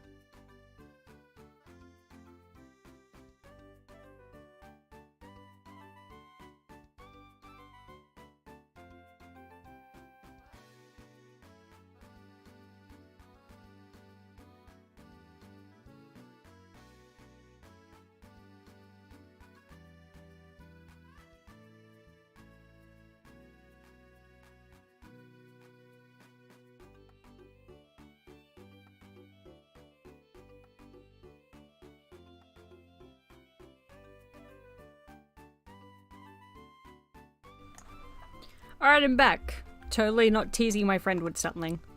Let's go back and read the last post, shall we? Is this the last one? Did I already bring it up? Yes, I did. Okay, cool.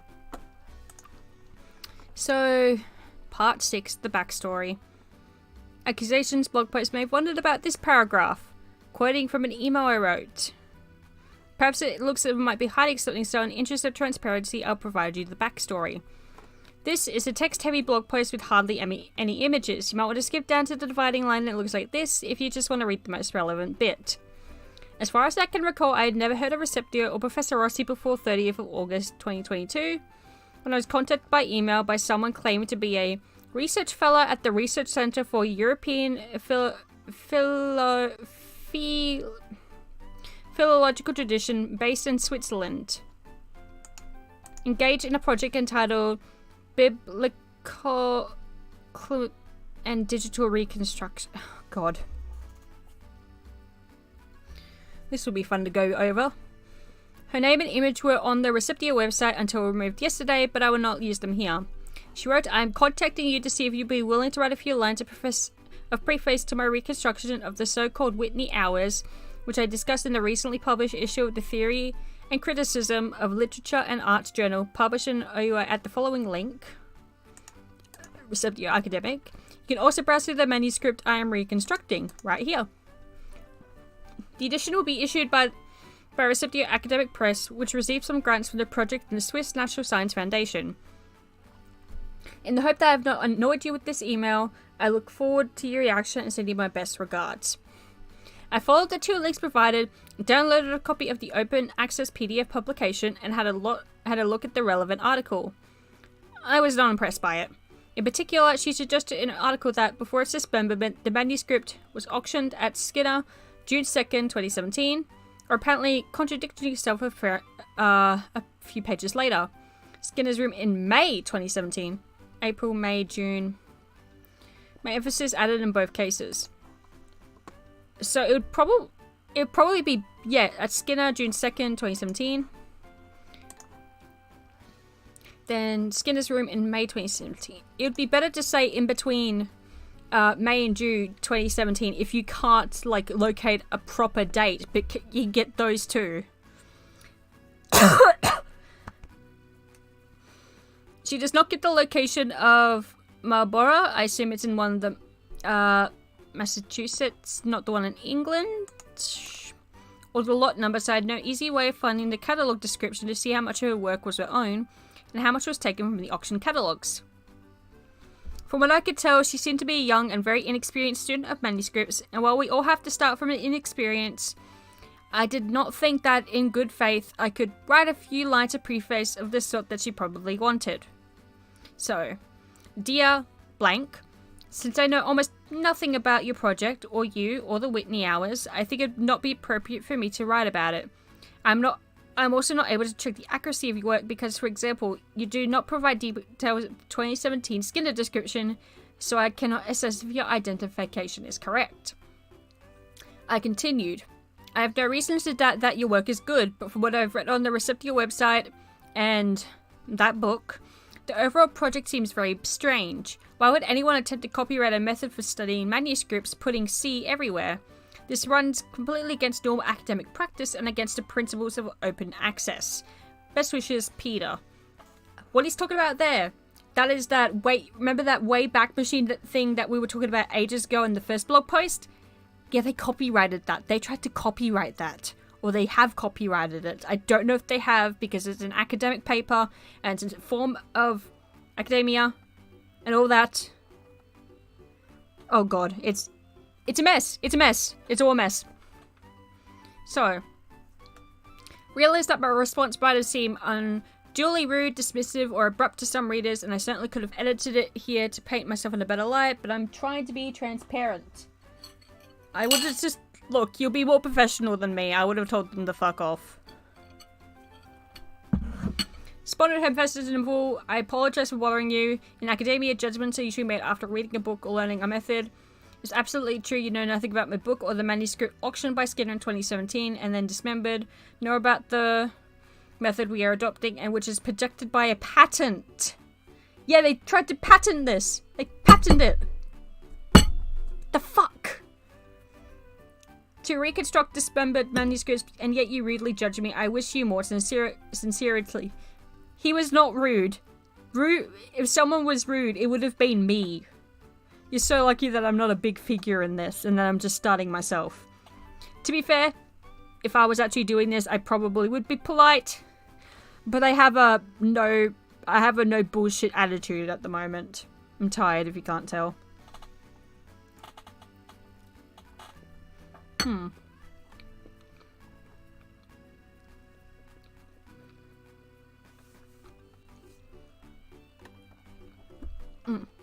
Apologies, I'm eating. My response, also in full, was, perhaps there is a misunderstanding, but are you saying I have judged you rudely? If so, how? I wrote that I have no reason to doubt that your work is good, and made factual observations. I have never heard of an academic scholarly method being protected by a patent.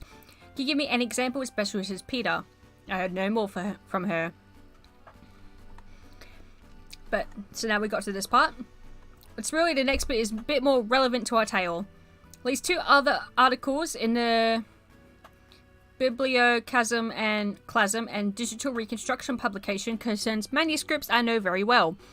One is therein referred to as the Rosenbaum Salter Hours, and its author, another young and inexperienced student, it seems, also listed as a fellow on the Recipio website until yesterday, cites my blogs, such as this one, and a hard copy publications rather thoroughly, and provides a list of URLs including my blogs, from which she obtains the images.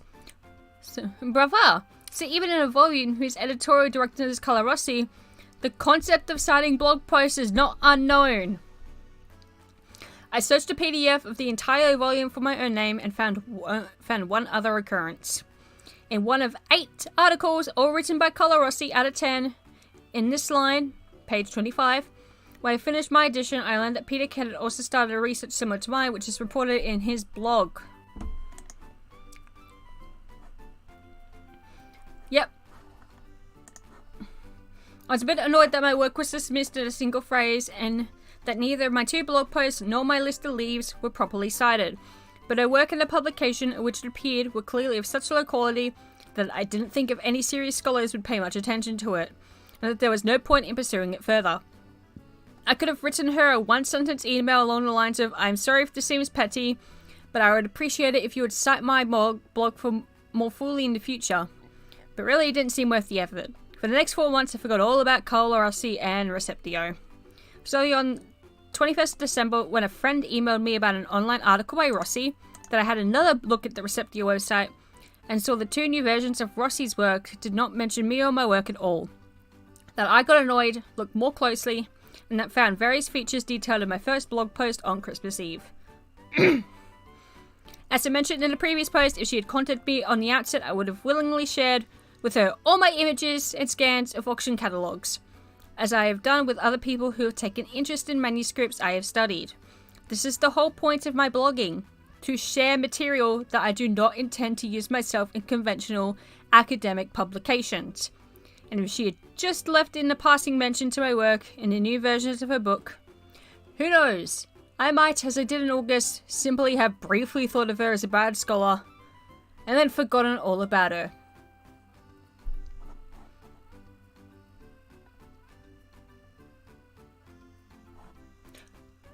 Oh boy. That is all the blog posts that were linked in the Twitter thread. How long did that take me? Oh my god, 2 hours. Jesus Christ. Oh, I have 2 viewers. Hi, viewers. Alright. Let's look at some other stuff that's here. Watch. By clicking on images, you can redirect to digital reconstruction of each manuscript. So that's Recipio.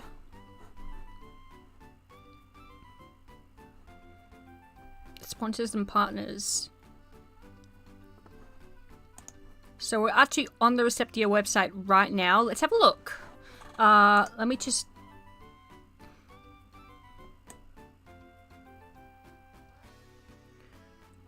put it more in the middle. I will go and look at the videos in a moment. But for now, our center... Oh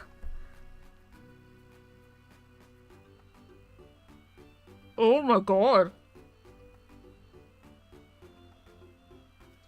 Our center is currently the victim of a barbaric smear campaign whose motives are still confused. The institutions are investigating and we trust in justice, as we have nothing to be ashamed of. Unlike those who in recent days have been guilty of slander, defamation, incitement to hatred, and stalking, which are criminal offences. We are constantly receiving expressions of solidarity, and in addition to the members of Centre's Scientific Committee, we've also decided to give a voice to our students, whom we thank for our support. For the Centre's public stance on kids' sleazy accusations, please see Recipio EU Kid. Oh, I will. We are, what's this? Appalled and outraged by the disgraceful media campaign targeting a valuable researcher. We have known Carla Rossi for a long time. We appreciate her moral integrity and the acumen of her scientific production over 30 years of work. We stand with her at this time. We will continue to support her. And you're free to do that. You are absolutely free to do that.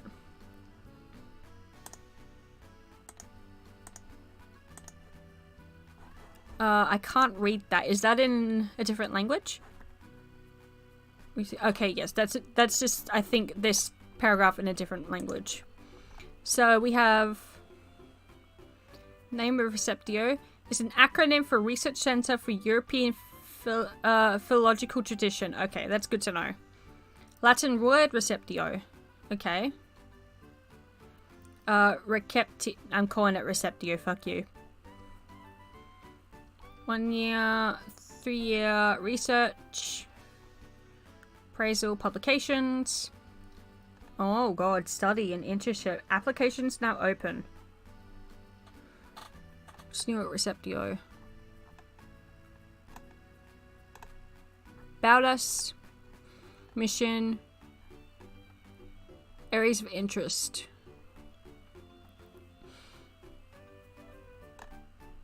You can contact us in different ways.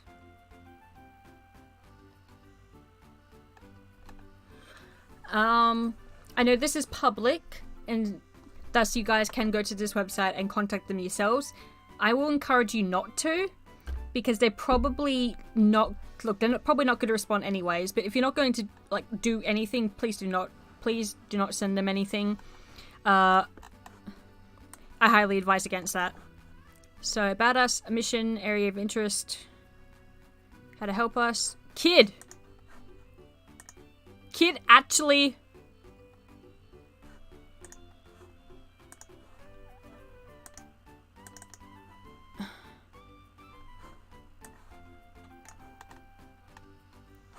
Kid has his own section, oh my god.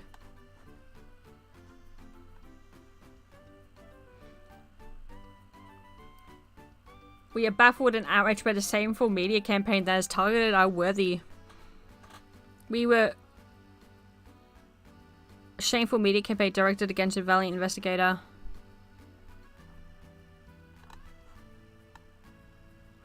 One, the facts. Statement of facts.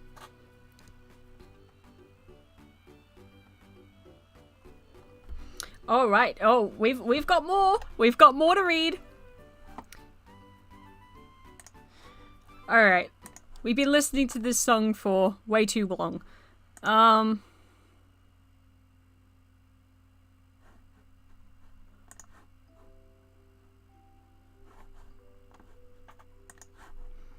Let's put my favorite stream music on and cry later. The event that I send reports below are closely connected with the report forwarded by Carla Rossi on the 20th of December to the Command of the Protection of the Carabinieri TPC Antiquariato relating to the trafficking of medieval manuscripts and the dismemberment for profit, which is reported in this online article. I have so many fucking tabs open. Peter Kidd, a British blogger who deals with medieval and Renaissance manuscripts as a freelancer, works as an occasional consultant for auction houses, contacted the generic address of Receptio and the private address of a student of the centre.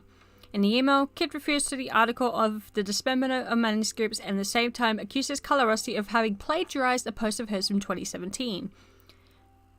As you guys, we already went over all of Peter Kidd's posts, and we have not found any. He has not said anything about plagiarism whatsoever, not in his words, and he cannot be accused of that. Accusation about Rossi in her own edition of a dismembered manuscript, a complex and very original essay of 258 pages of digital reconstruction and historical artistic analysis of the artifact. I have already downloaded it. Plagiarized a total of 5 strips of a 2017 post by Kidd, which the blogger featured the location of 3 saints in the thumbnail. What's meant by plagiarism? Publishers get their own... Yep, okay, we already know that. I've listened to this song way too much. Why not?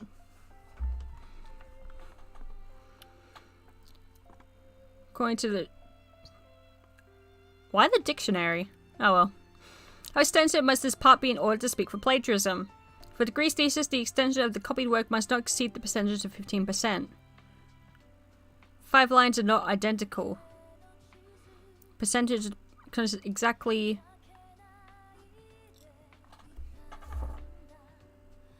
That doesn't seem right. Is that right? I'm gonna put a pin in that and take a look in that. Plagiarism in the present case. A university commission will decide in this sense. Far as we're concerned, it would be tempted to affirm timidly that the accusation seems admissible to us. Kidd, in fact, retracted the accusation, or rather he denies ever making it, because he didn't. Since one cannot seriously speak of a blatant example of plagiarism, as the blogger does in the email opposite from which it all started, Peter Kidd raises the bar, stating that even an image of a thumbnail of 89 recovered sheets by Rossi, through a method of researching the sales of each single sheet, which also involves requesting material from auction houses and antique galleries, have been stolen from her site. Wait, his site or her... Was that a typo? Despite the evidence of an email with the thumbnail received from the Hatang and Hatang gallery, the blogger does not accept this fact that no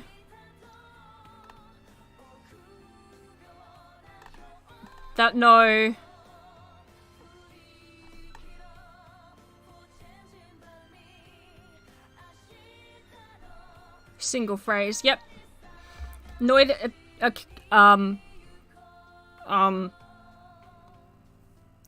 Okay, maybe it's just been a bit too long, but that, okay.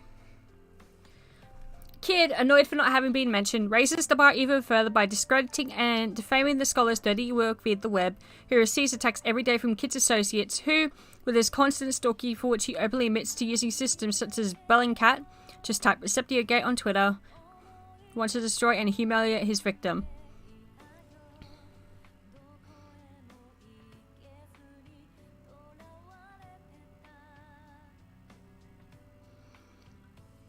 Okay, so you got your evidence to the side. Fair enough. Kidd argues that the Recipio Center is corrupt because it allegedly received illegal funding as the account, or thinks he does, Rossi, also publishing a photo of his daughters arguing that the 2 girls would have benefited from the funding publication of the book, which he judges unworthy. Rossi's grants. So the witch hunt is now on. Kidd publishes about 10 posts on his blog, which no longer deals with manuscripts. Okay, so... And hundreds of Twitter messages to demonstrate to an applauding public, which by now takes all its delirium for granted, Rossi's very serious faults. Look, insulting the audience gets you nowhere. If you just stated your side of the argument in a matter like Kidd, I'd be so much more willing to listen. But when you insult the audience's intelligence, they don't want to listen to you because they just think you're a bitch. also sent messages to the University of Zurich and to the members of Receptio to discredit the scholar. Asked for her dismissal. Those who instead take care of investigating Rossi's entire past career, whose real fault, Kid admits it, is solely exclusively that of not mentioning it. Also because the first reference was some miniatures for Carla Rossi were the two Sotheby's catalogues at the auctions of the 23rd and December. That's a very long sentence. No offense to whoever wrote this, but that's an extremely long sentence. And I think you might want to add a bit more punctuation to that. I feel like you would want to do that. It should be specified, however, that as soon as Rossi has become aware of the British Freelancer's blog last August, taken the steps to mention it. Very sad to note that some colleagues, without conceding a contradiction to Carla, accepted Kid's artfully constructed accusations and condemned her. Even getting irritated when, exhausted by the attack, she tried with enormous civility to protect herself.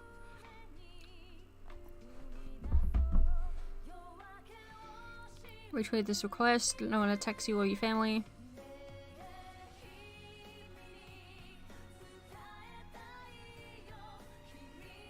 So David Gantz, that's what David Gantz stated, that Peter Kid does not want anyone to harass Carla Rossi or their family, because yeah, that's not good. So David defended him. Carla Rossi and her family proceeded to criminally report the bloggers and the harassers, as they stated beforehand. The scientific committee of Receptio will continue to pronounce itself within the new year on the matter with some videos, which we have to. Yes, we need to watch those.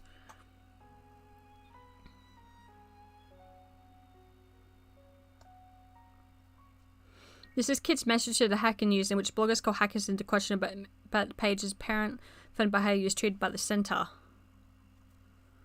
Okay. The professor taken for dead. The more Kid looks for evidence to discredit Carla Rossi's 30 years of activity, guilty of not signing a blog, the more the blog's followers on Twitter becomes relentless and did not even accept the evidence of the video that Professor Antonio Rossi made to implicitly affirm that he is not dead, as Kid claimed. Kid didn't claim that at all. We haven't seen any evidence of that. Take a first position on this artfully assembled by Kid.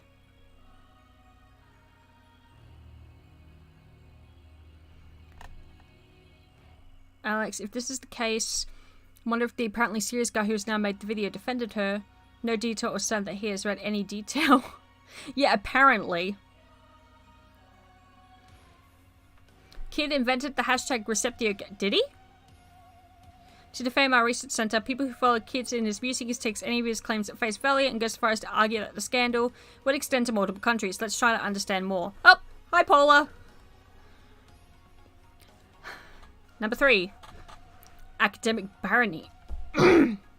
Oh god, my throat is going to ache after this. I want to do a stream on Friday, but I don't know if my voice would be rested enough for that.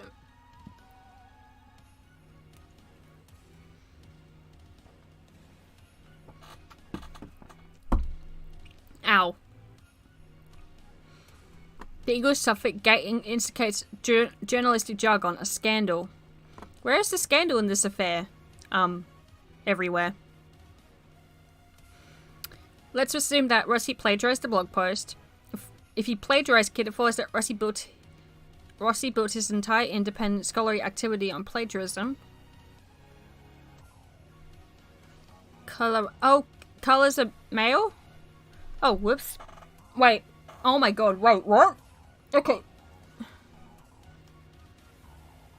Carla Rossi.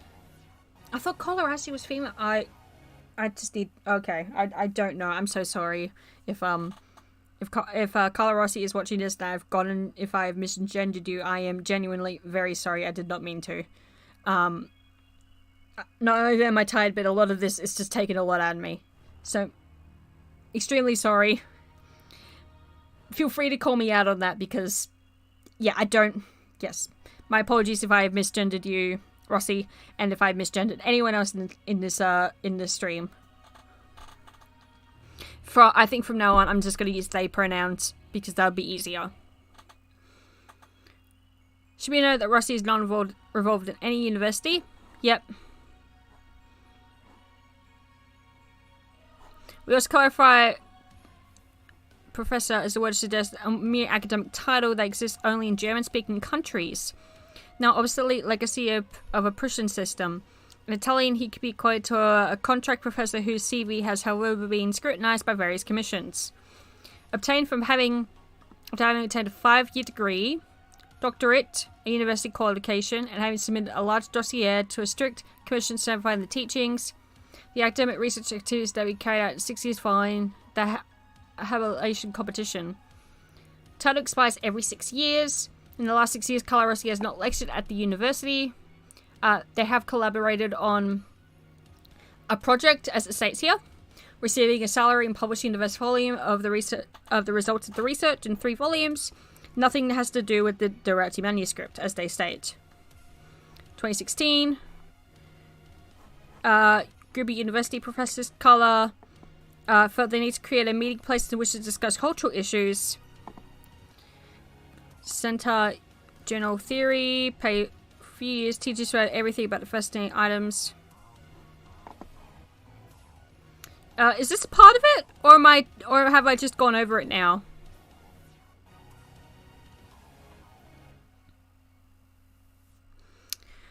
Until in August 2019, having received part of the Lasciani Tavani Library as a gift, Rossi decides to make their books available to scholars and give the cultural Receptum a home, setting up a small research center that would accommodate the many books. Above all, those who also intend to have a physical place to meet the continued discussion art and philology. The free event organized by Reciptio from October 2019 to 10th February 2020 are numerous, among which we mention the evening dedicated to the Swiss writer Anna Feder, meeting with the Professor Bertol Polak, I apologize for butchering that, on literary translation, the presentation of the paper fragment of the I don't know that word, unfortunately. At this link, you can find the event archive. Last face-to-face event was held on 10th of February. Organized. Okay, so this is all part of it. Okay. Center organizers, again, free of charge. Oh, is this about the money?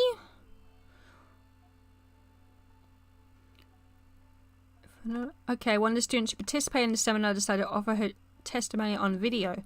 Okay, so there's another video for us to watch. Which scandal, which gate exactly can Reciptio suspect? Above all, to which authority, if not the people of the web, should we demonstrate we have not received subsidies from the Swiss National Science Foundation for these activities?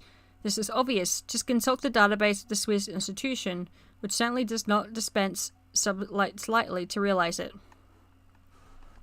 What exactly are we to answer for? There is no plagiarism, because kids' work at presenting some miniatures is not a work of genius. But the word for word of his publishings, does that not account for anything at all? Reciptio has not received any project grants from the SNSF. Carla has, though. Kid refers to Screaming Fowl is for open access publication, not plagiarized kids. No. That. We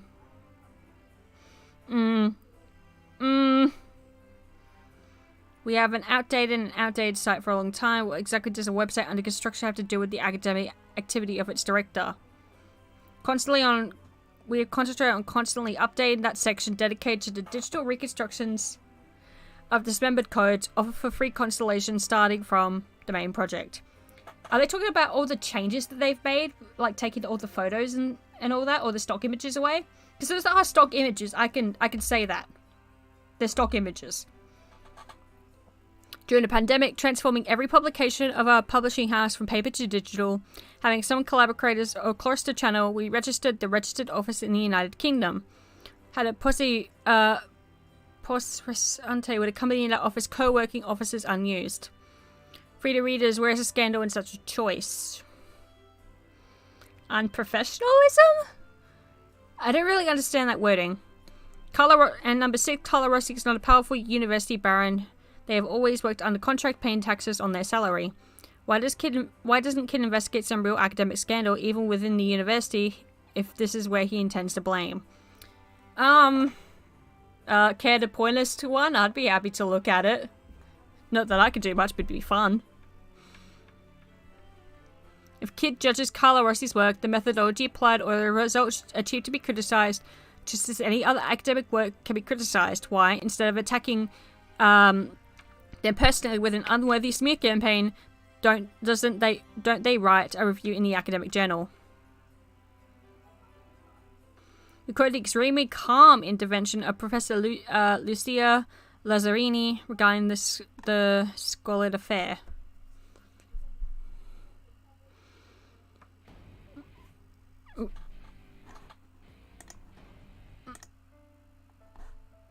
Yeah, why not? This song again. Better this song than the other one that will make me cry. Kubula is absolutely right when he denounces in a post on Twitter the unleashing of a defamatory campaign of heavy insinuations and also more or less explicit accusations, completely disproportionate to the entity of the facts in question. At Inkumbula, December 29th, we see real evidence of personal financial gain on Rossi's part. I don't think I have. If an investigation were to prove the contrary, we will take note of it. But until we have this proof, we cannot accept this unworthy aggression. In short, we all make mistakes and commit lightness. Whereas the crime, to quote, if it is right for the question on even obviously flawed work, cancel and vilify everything good that has been done in decades dedicated to study and research. It does bring a lot of stuff into question. Like if they have plagiarized one paper, well, not one paper, if they plagiarize part of a paper or part of a project, that does make you question if past things have been plagiarized. And I don't blame people for questioning that. They should definitely look before they question that, but I do not blame them. Okay. In any case, the presumed appropriation of someone else's work would concern only part of C. Rossi's work. I also observed that the failure to cite an unsigned Sotheby's catalogue entry does not seem so serious to me. And since Kid's blog was based on material from the fact sheet, wouldn't quoting the blog, which in turn referred to the fact sheet, lead to suspicion of plagiarism against the blog? Doesn't Professor Rossi actually reference it, though? How could Professor Rossi know that the two authors, the anonymous Sotheby's fielder and the bloggers, coincided? I fully agree with Antoni Rossell, professor of the University of Barcelona, says about the production of C. Rossi in a video released on the net. I'm sorry, this song. I love this song so much. Alright, sorry. I also observed that the failure to cite an unsigned Sotheby's catalogue entry does not seem so serious to me. Excuse me? A failure to cite something that you used in a paper is serious. No, that's serious. That's definitely serious. Especially with someone with such a background. If C. Rossi's work is so good, then the failure to cite something like that is a big deal. Two authors. Okay, sorry, I lost my point. To me, and since Kid's blog was based on material from the fact sheet, wouldn't quoting the blog, which in turn referred to the fact sheet, lead to suspicion of plagiarism against the blog? Haven't I already read this? Yeah.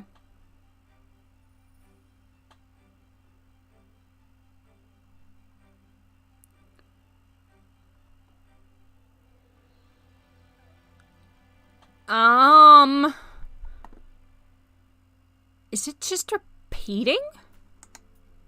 Did I just catch something that I didn't know, that no one's noticed? That's just repeating. I'm not going crazy, am I? What's this say? It's in Italian, okay. I accept. No, let me please translate for me. I can't speak Italian. By Carlo Rossi, okay.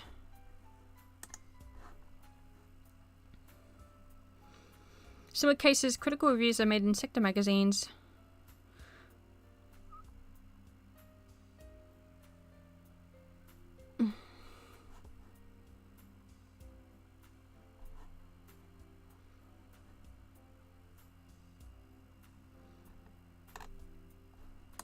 Huh. Oh, this isn't... No, I just... Oh,